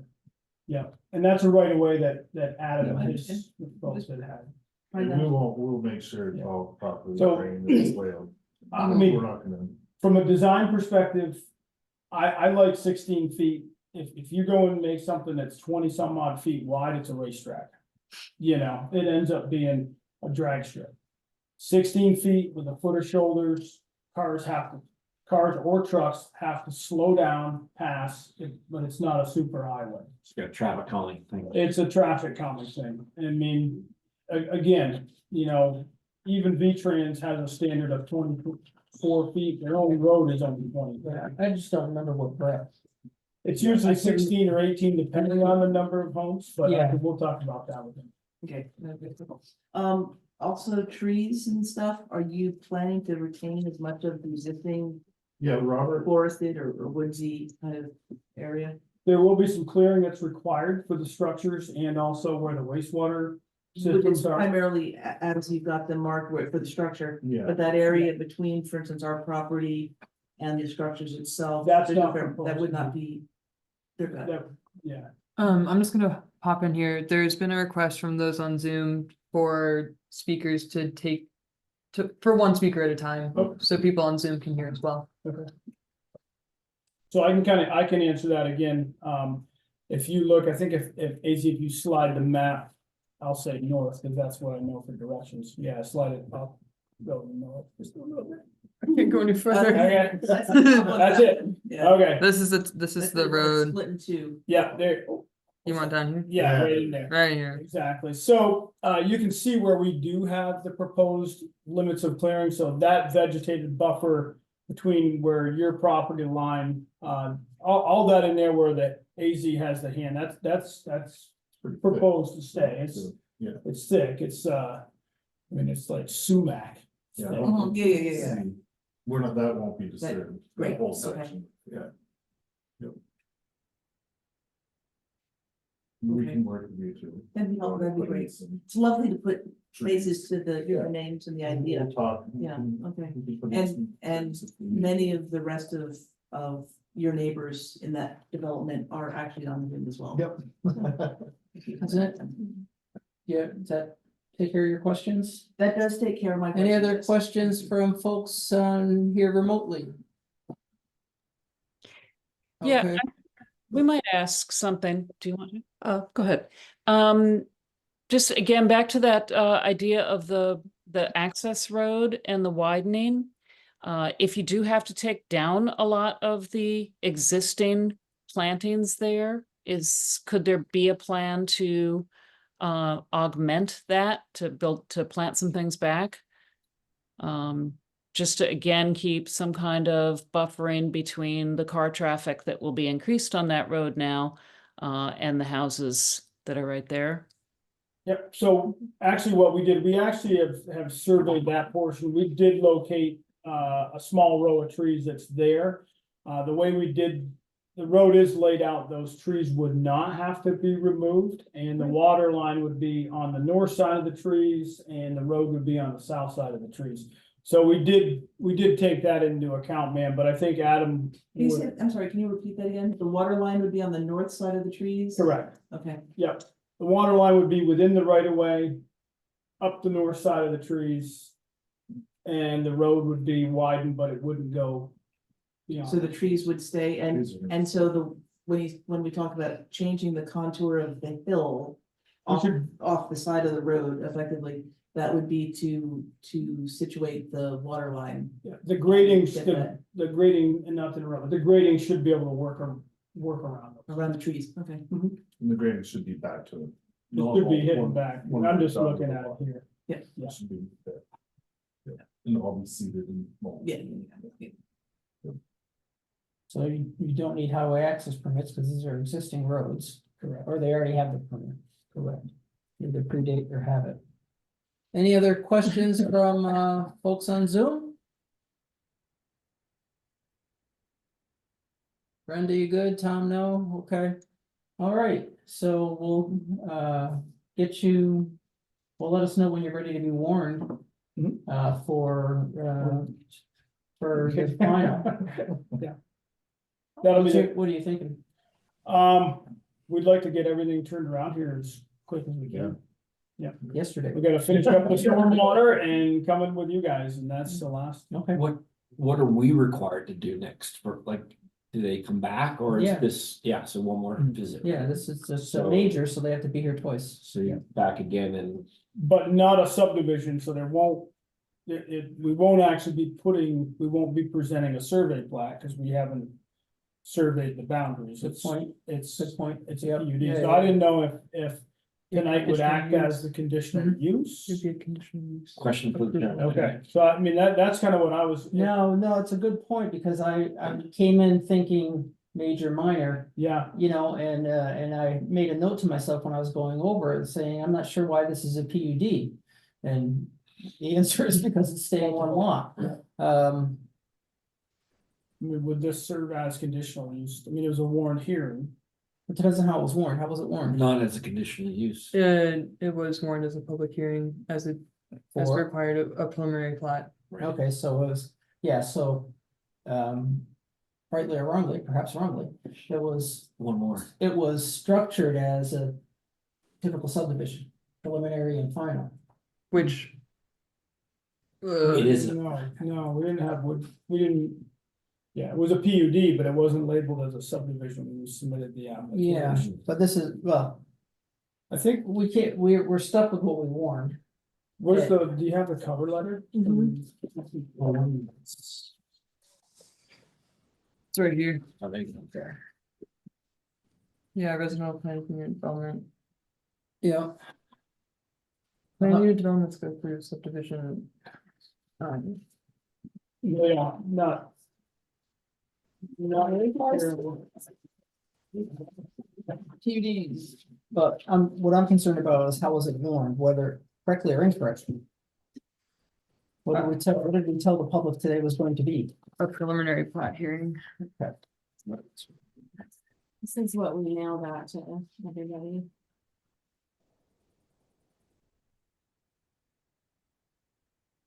Preliminary Yeah, plat that review would be and a system of PUD application subdivision. Section. Okay. No, it's from.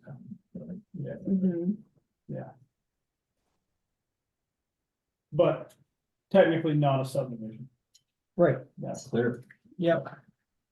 Well, we ought to be able to get you scheduled pretty quickly. It was, I have the 21st of January open.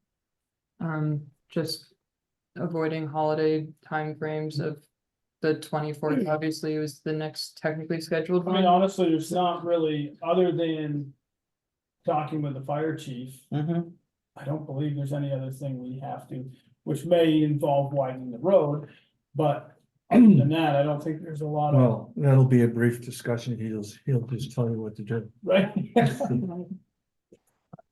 So we have to have a note from them. We have that done. Yeah, you wanna let her. So I assume the lighting, plantings, spacing, everything. I mean, if we're gonna address lighting, down lighting isn't just because it faces down, it's because you don't see a bulb. You don't wanna see a bulb. Right. So even if the bulb points down, that does not make it down lighting. Down lighting refers to something where the light itself is put down or washed up against a wall, so it could be uplighting. Oh, yeah, so you can still kind of see. the light. That's okay, but if that were high on the wall, maybe not okay, so. When you're looking in shopping for stuff like this, you can look for dark skies certified pictures, but you don't have to.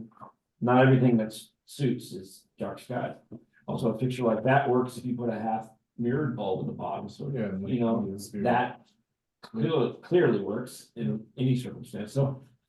You just, So are those fixtures, because when we do this, obviously, we have to submit the fixtures to Act 250. I mean, And that was where we just want to be consistent with. if you can see a bulb, that doesn't work. So we need to change the. Those are just- Yeah, that's a bare bulb right there. Yeah, and assumes it. If you wanna see like Yeah. state of the art, the This is absolute state of the art, ridiculous, you don't have to Yeah. get there. I If you think want that's to. fine. Go look at It the was a um perfectly fire- the legitimate firehouse development, especially, I mean, they did a really high end. Amber can fix something out. Best case scenario, like it's a commercial application, so it doesn't suit the residential application. No, I know, it's fine. You can see how they have those one. lights on, really attractive. They're of a certain color temperature, they go on and off, they don't. Bounce on and then click off, they fade on and they fade off. No, we're not gonna do anything. No, like you that. you don't have to go that far, but there's so many options, and the thing is, it won't cost any more. to do John it has a right. lighting company and he would. Yeah, and here's my Well, you're hoping to have one. Yeah. So I have lighting fixtures, road width, You've got Fire your- chief you've got- letter. You've got your, And you've got your, fire water, you have your water approval. we have water, wastewater. That's No, all. I meant, water supply. Yep. Yeah, so, Allocation. yeah, so. I think you're here those will for all- those meetings as well. right? Those will all be conditions, and if you've already got them, then I don't have to put them in conditions. Something that is explicit in the regs is the double-headed floodlight fixtures are prohibited. So those aren't in their plan. No, no. No. Okay, I'd have made us take those out. all right, if we're Yeah. good. Fine, fine. Scott? Fine, fine. No questions, but I just want to say just wanted to add, it's a great application. I'm anxious to vote yes on this one. It's good. Well, keep that in mind for the 21st. All right, see you back for. Great. Yeah. There, nice. There, it's good. Always helpful. And then, okay. You know, when this can be all good ground. Yeah.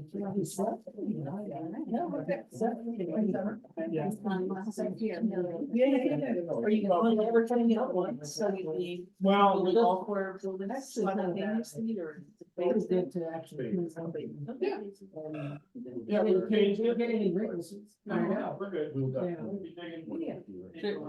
No, that'll Jason, work. I'll reach out to you to confirm the date. I don't, Yeah. none of us. You're already want- coming in for the. No, yeah, I correspondence. just wanted to say, and I appreciate it. Also. So, we yeah, we might as well do both. The character of the kind of woodsy area and the wildlife that. Down here. Thanks for your patience. Thank you. Thank you. See you, Be in Jason. touch. Alright, last agenda meeting. Agenda item. Well, John's gone, so. Right, So I'm gonna wait till he comes back. my apologies on that. No, that's, it actually works out fine, because we have a couple of. Live and learn, right? I mean, our regs assume it's a two-stepper, no matter if it's PUD, it's a subdivision, Yeah. it's 2 steps, and this one wasn't, but it's still helpful. To have the 2 steps. Yeah. Just to get these things ironed out. In my mind too, because the sketch was so long ago. Well, yeah, no, it And really it changed, well, but it was only a sketch because it was gonna be a subdivision. Yeah, Right, that's why I spun my head around at first, I was like, wait, where's the subdivision line? Okay, whew, we ready? Hi, Scott. Hello. thank you for your patience. Absolutely. All right, so this is permit number 24-063 Lawrence Memorial Library, 40 North Street, parcel 235024. Is seeking a 7-foot waiver for a rear yard setback, subject to section 381. Preliminary information, in the last month or so, I've done some legal work for the library, figuring things out, not on this application, so I'm happy to sort of shepherd the discussion, but I'm gonna recuse on vote. I can also shepherd discussion Sure, if. that's fine. All right. So starting with the application, we have the designs for the plan. Here's the So do I have to, you to swear Scott in? Jeez. I don't know, That's your I don't know. job. I was gonna do it myself, but I Do you solemnly swear that the application before this development review board shall be the truth, whole truth, and nothing but the truth? I do. Thank you. I don't have that down pat yet. Now I know. So the application we have here, I have the parcel map showing where the library is. And then this is the survey map of the library showing the property lines and the proposed location of the gazebo pergola structure. Whatever we want to call it, yes. Yes. Seeking a waiver due to the location of the septic field, being behind the library and wishing to be closer to the property line to avoid being right on top of said septic field. That's yeah. So we need a, what are we in, village, was it HDR. HDR, right? So, Necessary setback is 10 feet, side and rear yard. They would meet the southerly setback. the side yard, Yeah. The side yard setback, and they would be requesting so it's a waiver on the rear, rear. yeah, Which is 10 feet. yes, both are 10 feet. Both. For an accessory structure. Correct, 10. And the square footage of this thing is approximately 100 square feet or something like that. 120. 120, so it's not that big. No. And it exists now? No, No. right now, it's a blank lot. And we're looking at expanding, so we have an outdoor space for our programming, because the library is only so big and we've got so many more programs that we're trying to deliver, so we've got an outdoor space. Let's figure out something we can do to it to actually utilize it. Can I continue? Sure. Well, thank you. Sorry, I'm torn. Yeah. Yeah, I know. Is there a way to have a structure that's safe? But not founded, like, could you not develop a foundation based structure that would serve your purposes? So That could sit on top of your septic field? from what I've understood, what people have told me, what I've researched, nothing can sit on top of this thing and then a short area around it, no foundation or anything. So what we've come up with is this area that we're looking at, the soil would be removed from the top and we would put in a substrate, probably a pea gravel or maybe a rubber material. You haven't decided exactly what that will be. It's something that's permeable. It'll allow the drain field to, any vapors can come out of it. It would be as if it were ground, but it wouldn't be. So that would clean up this area, and then this structure here, it would just be, we've talked about the use of 4 sonotubes. So if for some reason there was a failure in the drain field and we needed to get, big things in there, this structure can be removed relatively easily. Just unbolt it and the thing can be moved because it's not that big. So that's kind of And why can't you put it on top of leach field? That's what everyone has told me. Well, Nothing. well, I don't know if that's really true. I mean, if you put a foundation, you can't dig a Right. foundation down into it, but if you had, I had a situation, this is just my unique circumstances over at the mill where.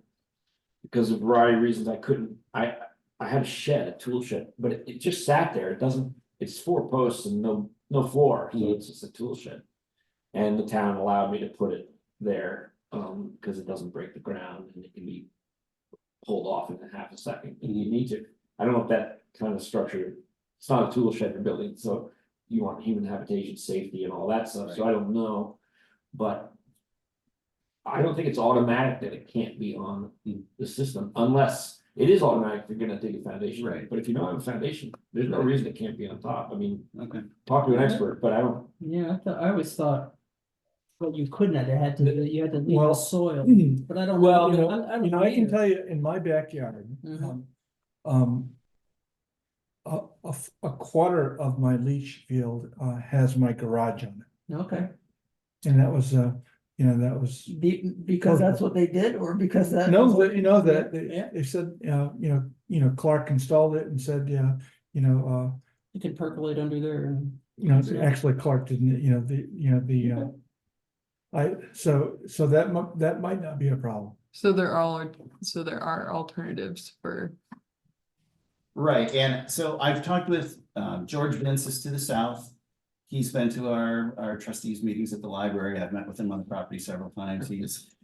Originally, we had talked about having the gazebo get closer to that southern boundary. He goes, my neighbor or the renters there, they want to put in a garden. I said, okay, so we'll keep that 10 feet. And I talked to Roger next door and he goes, oh, just you go right up to the line if you want. He's totally cool, but you take down all these trees. And I'm like, I'm not going to take down all these trees, but this is where we want to go with it. And honestly, putting the gazebo where it is here, it works out pretty well because this space here, we got a place to put picnic tables. We got a place we could put, if we want to have a little fire pit there for some sort of adult activity, it opens up that area and we won't have to worry about anything with that drain field. So, And the fact of the matter is that all over town, there's building after building after building that doesn't meet, the setback requirement. It exists. And there are provisions, I say this mostly for the benefit of the fellow board members, but there are provisions in the downtown design review district, which is not the district you're in, but this is a district where it's a higher level of scrutiny for a project, say like this. There are waivers for, setbacks if it's the character of the neighborhood sort of thing. So if you walk around the neighborhood there and you're contiguous or across the street, neighbors have lots of sheds and stuff up against their property lines that have been there forever, grandfathered in essentially, you can make the case that this is the character of the neighborhood and it fits, even if it's not, 10 feet off the line. You can look at these houses. Tom and- Wells has, Tom? Yeah, I was just gonna say, you told me everything I needed to know when you told me the immediate neighbor has no problem with it, because I think it's pretty good, and as long as that neighbor's okay with it, I'm an easy yes vote on this. thank you. Me too, honestly. We're excited.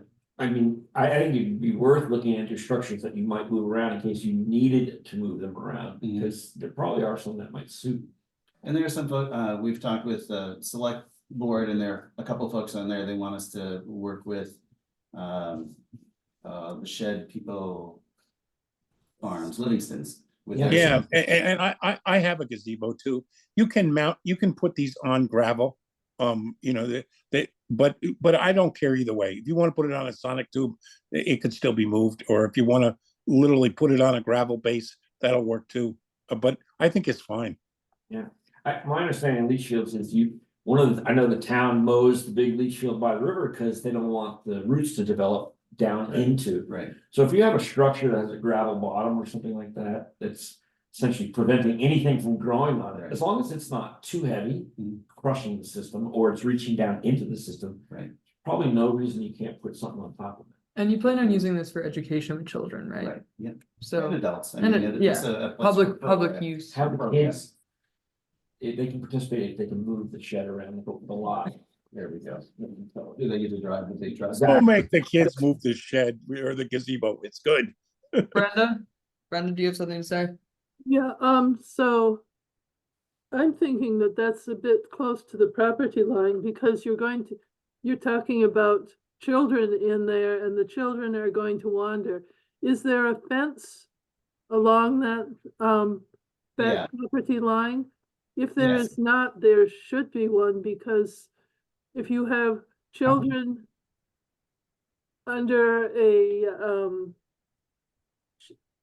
roof that's only 3 feet away from the property line, it's likely that if there's no fence, that they're going to be wandering around in this guy's backyard.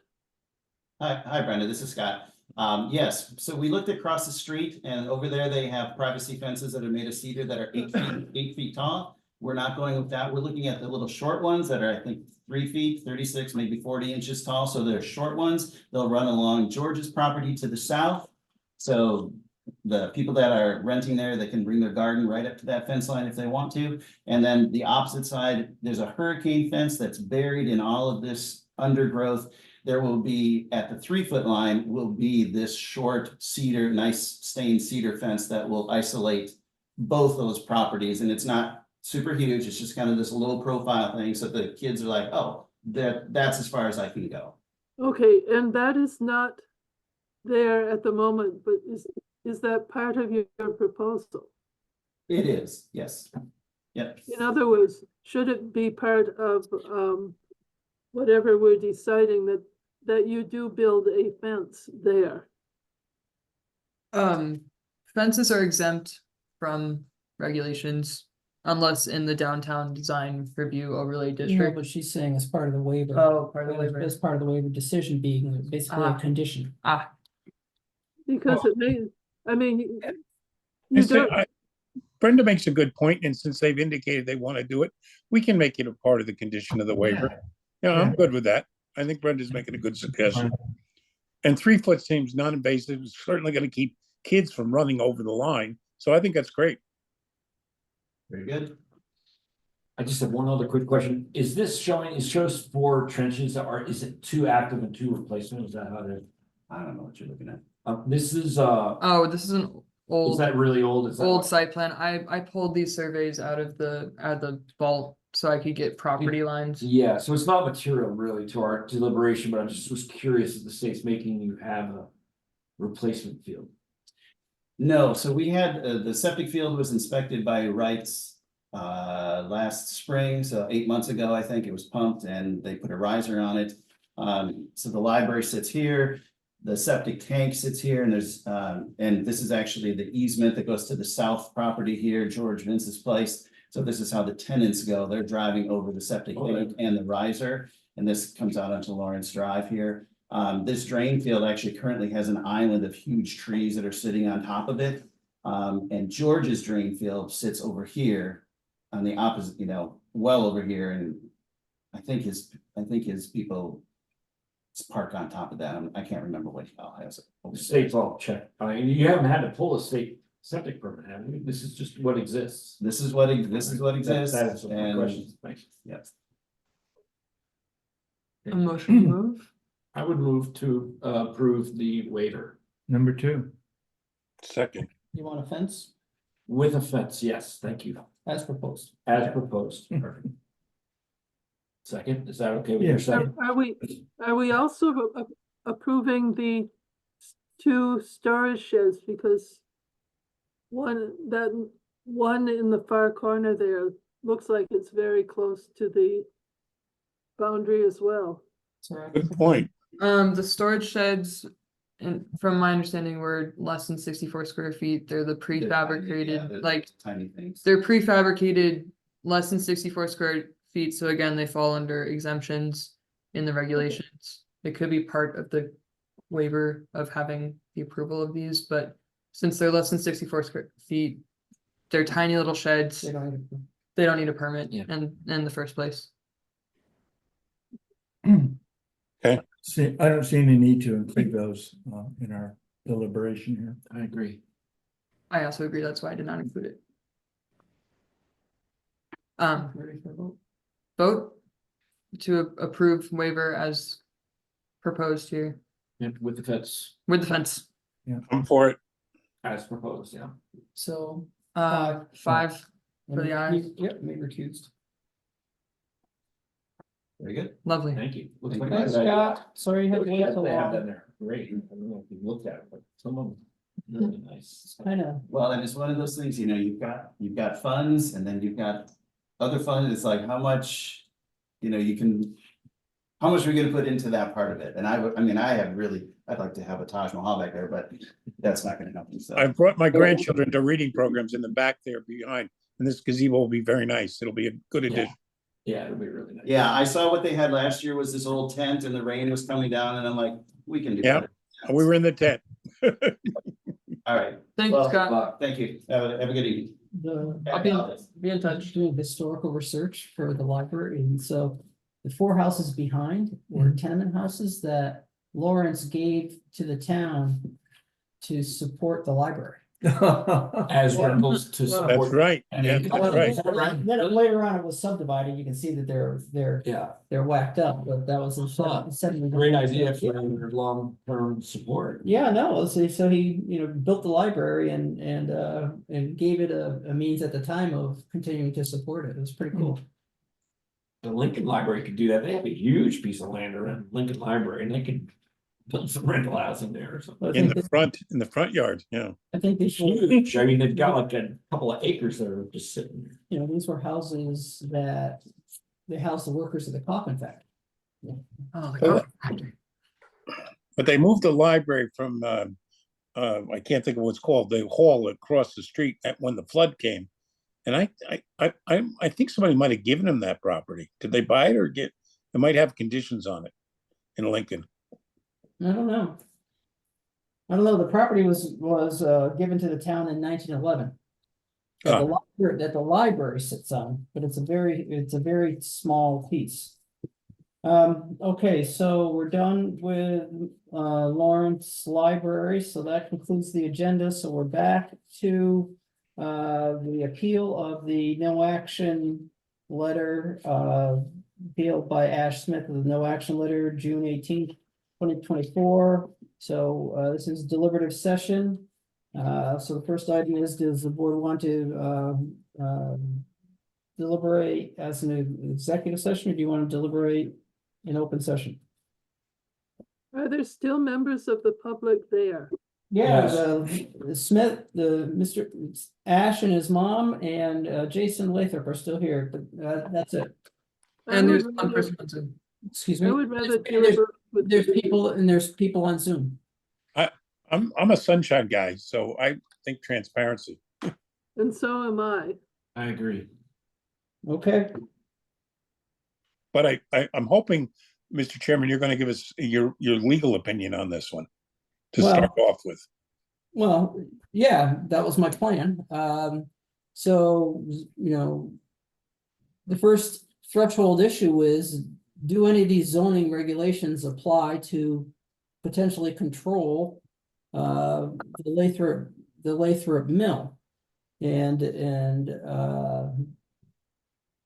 zoning doesn't necessarily have to be a comprehensive solution that always applies. In fact, it doesn't, it's limited. So we have to first figure out that question. And if something is pre-existing, meaning outside the jurisdictional reach of this board, then there is nothing further to discuss as far as upholding or not upholding the zoning administrator's decision. What the procedural posture of this case is, there are complaints made. The previous zoning administrator determined that there was no violation of the ordinance, the zoning ordinance, period. So meaning they don't need a permit, they're not in violation of a permit, and they're not lacking any permit that they need. That's written. There's a appeal period. There was a timely appeal by Mr. Smith. And so it comes to this board, and our task is to decide whether or not the zoning administrator was correct. I know it's only peripherally relevant, but is this use conforming or non-conforming in that zone? It's a conditional use in the village mixed zone. Right. Sawmill. And I realized, and he gave us a good history, and it was very helpful. There's been some evolution in exactly how they've conducted their sawmill, but it is a permitted conditional use, and they're not in here for a new permit or expansion of it. Okay. Right, yeah, so it's as I was saying at the close of the first hearing, we've got section as I see it, the most applicable section is section 352, which is entitled Existing Conditional Uses. And it specifically contemplates a situation like this, whereas it's a use that would be a conditional use in the district, but it predates the ordinance. Yeah.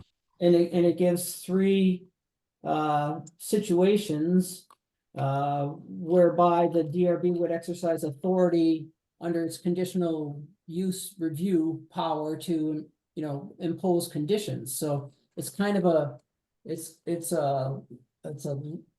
kind of a hybrid. It's a limited circumstances. If it's the law of grandfathering or pre-existing uses, if it's pre-existing and you're and it's outside zoning, it's outside zoning. Doesn't mean there aren't other town regulations or private nuisance suits, things like that, to control ownership the way there always were before. Kevin, I think Brenda's anxious to talk. Yeah. Okay, Brenda. Okay, it seems to me that the discussion or the argument is not over whether the use is proper, it's over noise, and therefore, I've already said this, but I would suggest that section 750 and section 751, the introduction, seem to apply generally throughout the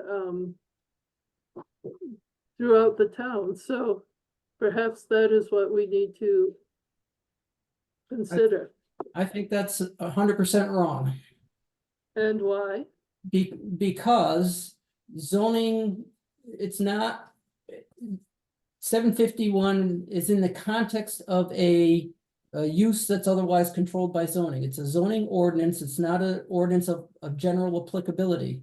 If we had, as many towns do, if the town had its own noise ordinance, it would apply regardless of zoning across the board. We don't have it. The converse isn't true. Just because we have a general noise standard in the zoning bylaws does not mean that the noise bylaw applies even to properties that are not subject to zoning. Yeah, it's a good point. Is there an appeal right to our zoning officer if on just general zoning or permit issues? I mean, do they? Sure. If the zoning, yes, if the zoning But administrator. it has to be on zoning though, really. Correct. Yeah. Yeah. Right. So if AZ had issued a notice of violation, there'd be an appeal. And this is kind of the flip side of that. Here, the zoning administrator says no violation. There's also an appeal for that to us. And what most of the time when we're sitting as the board, we're actually making permit decisions because certain types of permits are given to us. The conditional use and PRDs, plan unit developments, that sort of thing. It's pretty rare that we're actually sitting as an appellate body. Right. Something, but that's our other role. We just haven't had to do it very much. And so there are two ways it gets here. One's hey, you're in violation. No, I'm not. Or, hey, there's a violation. No, there isn't. Those both come to us Right. as an appellate body. Rebecca had a question. Rebecca? Yeah, Rebecca. Hi. Can't hear you. Sorry, I couldn't find the unmute button. No, you got it. Just wanted to point out too, in section 751, even if we were going to be looking at that one only applies to primarily residential districts with like the HDR or VR. I don't believe village mixed even falls under that. No, it doesn't, but the other, even outside those districts, you have,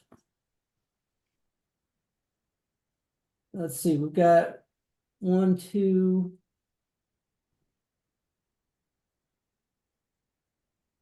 Yeah, so you get the subsections 1 through 5 if you're in HDR or VR, which this is not. Otherwise, you just have the first paragraph of 751. That's how we've historically viewed it. Right or wrong. Right. Well, I have to be honest with you and tell you that my general disposition is to be deferential to the zoning officer because I think this is a very tough job. I know this is Chris's call, but AZ has the job now. And barring them making something that's really wrong, you're going to generally, I'm always going to back them up, especially on anything where it's a little close. And I don't even think this is that close. So I don't think we have jurisdiction. Yeah, I mean, my personal view is I feel for these folks. If it were me, Yeah, I'd I be, get I'd be looking for some relief wherever I could get it. But I also think if we were to take this on, we'd be stepping outside our authority, and I don't think it would hold up. That said, I heard and I know I asked the question. John was unhappy with me starting to compromise with him, and I really was just being neighborly. He sounds like he's trying hard. So I think this can get worked out. Put up his berm, let him help, and I think that's not bad for us to have that kind of discussion. But I'm gonna so I don't mind doing that, but I don't think we have jurisdiction. So I think we just have to say no. We can't. I kind of look at I thought it was a really productive discussion. I did too. You know, and I think we identified some things where Jason can make things a bit better. And he sounds like he's willing to do it. So I think that's a positive, and the Ash and his mom got to say their piece, and you know, zoning only Would at night build a berm. well, and also in the summertime, have a truck loaded during the daytime, so that if it needs to be at night, all you got to do is hook the semi up to it. So go ahead. Just a couple observations, and I appreciate being set right if this doesn't sound right. It seems like, given these unique circumstances, I'm on the sort of, I want to back up the decision here too, but that doesn't make the difficult situation go away. Yeah, no, of course. So I just want to see if I understand this. So if we had some sort of noise ordinance and it had something about disturbances in the night, and a business seemed to violate that, a neighbor could come and say, hey, this breaks the noise ordinance, and there'd be but not to us. not to us, and there would be some pathway that the ordinance would set out. It would be like a parking ticket. It would be a regular violation of a regular ordinance. Or if it's like a dog, same idea, noise ordinance might take in like pet noise, dog constantly barking, whatever. There's a process, whatever that would be. So that's one way that could be dealt with. Yep. If the business came and, decided, we're doing a whole new thing here and we need to get it permitted because it's a new use, then the neighbors would have an opportunity to come in and weigh in, and we could weigh in as board members and say, oh, let's talk about hours of operation, etc. And in that context, these issues could be dealt with. But we don't have that now. We don't have either of those circumstances. We don't have a noise ordinance, and there isn't a permit on the table. Yeah. That ties our hands. If it's an ordinance of general applicability, Like an ordinance. like the dog ordinance. Yes. The select board is the adjudicative body and enforces it, and a lot of times it's through tickets, but sometimes it's a stop that, which is not a ticket. But it's the select board. Sort of injunction type thing. Yeah, it's an order. It's an order which can get enforced in court, but it's usually fines. But in those situations, the select board is the adjudicative body, not the DRB. Right, but that's where we're at. Yeah, that's fine. But you have a neighbor who sounds like he's willing to work with you, so go for it. That's what I think. Brenda has a question or comment. Brenda? A comment. So it does sound like the two neighbors working together. But if something positive does happen, I think it would be nice if we heard about it. If the berm is built, after all this discussion, it'd be nice if we knew about it.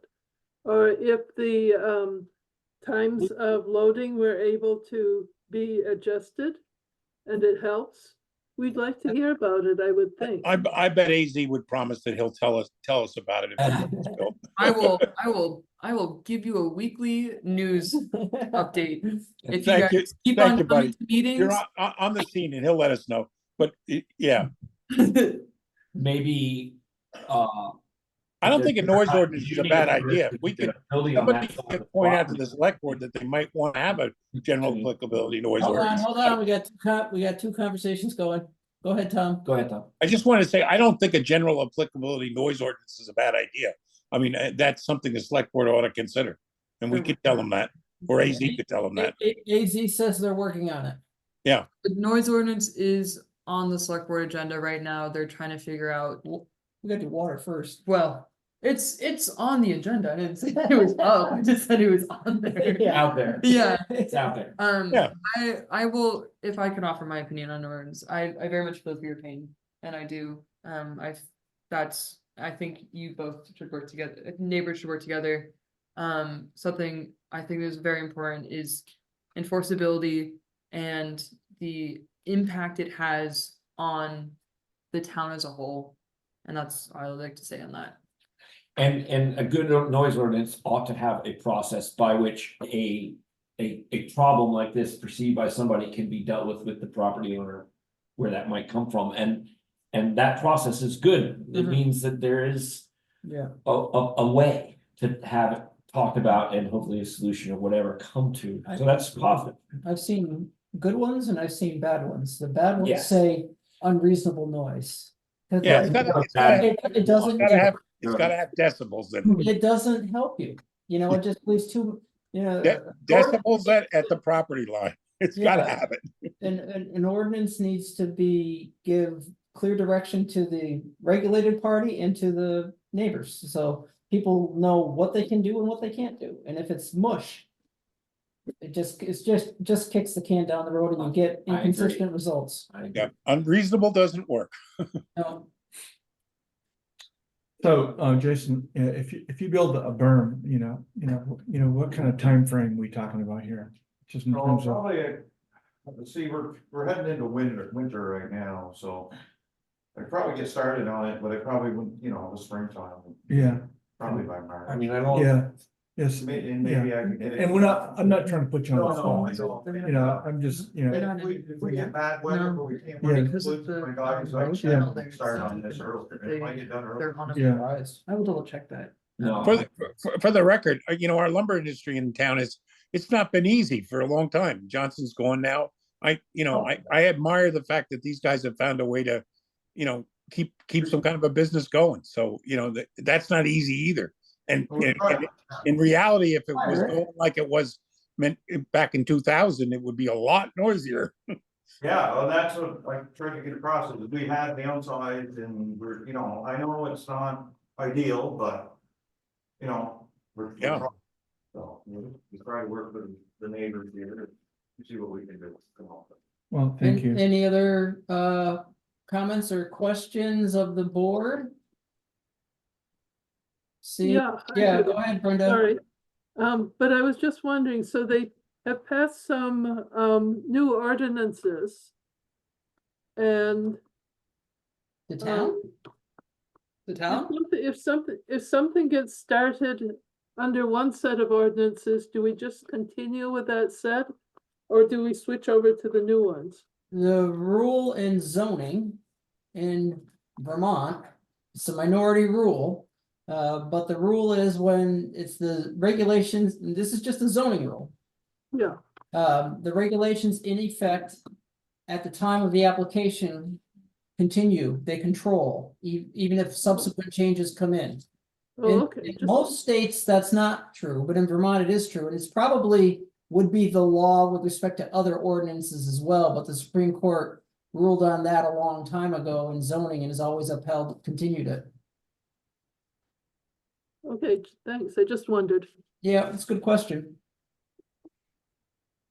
Okay, any other comments or questions? I'm just curious on that because I don't know. AZ probably does. Is there a new copy of the Unified Zoning Regulations now? Has it been published with the revisions? It hasn't been published. It's been voted upon by the voters and approved. Currently I'm working with the Regional Planning Commission to get the GIS maps sent to the state. And then also just to comb through it with a fine-tooth comb for typos and administrative mistakes. Just to make sure that there's no typos, because I've marked my book up with many, Yeah, there are plenty in the last copy, but Yeah. so Kevin, could I ask that we ask AZ when that it does come out that he circulate to all of us a copy? I mean, just digital is fine. We'll do So that that. we make sure we have the latest when it comes out. Yeah, of No course. problem. I would like a hard copy myself. I would like a hard copy too. Well, Well, me too. But I'm willing to print it out. And you're gonna upload it onto the town website. Yeah, it will be once it's finalized, not that anything will be changing, but finalized of like. It's been checked through for administrative errors and the GIS maps have been sent to the state. That's when the final thing will be posted. The GIS has to go to the state for approval. And Yeah, that's getting wrapped up with the the agency. the regional planning commission right now. I'm meeting with the GIS person tomorrow to do that. So. Cool. On the way. Okay. Anything else on the appeal of the zoning administrator's no action decision? Okay, I'll move that we affirm the decision. for the Second. reasons stated therein. Any discussion? All those in favor of affirming the zoning administrator's no action decision? Alright, so 6. We're done. Good meeting, Mr. Chairman. And Whatever AZ, next. we're on for January 21st, did you say? Yes, January 21st. It's gonna be the Clark subdivision of one lot, well, That's technically, down on Hewitt. the one Yeah. down on Hewitt, okay. technically it's a 2-lot Division. subdivision, They're going the other way with all these buildings. but it's a yeah. they're making one new I lot. missed that meeting. I did, I think. No, it's just. after- Yes, but January the Lower 21st, Southern I'll be sending out There's an like email Cluster houses there, they're all in one lot. as normal. Just sold. I mean, in the Well, last year. Yeah, well, But Clark. January 21st. Martin. Good. Yes, I did see that. Right. You're over here, January 21st, 7 PM. I got it on my calendar right now. We'll have a meeting. I'll call you guys. Thank you very much for joining. Yeah. I'll be in touch. Looks like this is gonna have to be a meeting. Enjoy the holidays. Well, Yeah, same to everybody. For them to make their decision. Thank you. On what they were doing, and then I was. All right, thank you. Oh, wait, do we have to call the meeting to? All right, thank you. No, Thank the you. meeting's adjourned. Meeting's adjourned, huzzah. Thank you. Thank you, guys. Thank you. Thank you. Thanks for coming in, thanks. Yeah.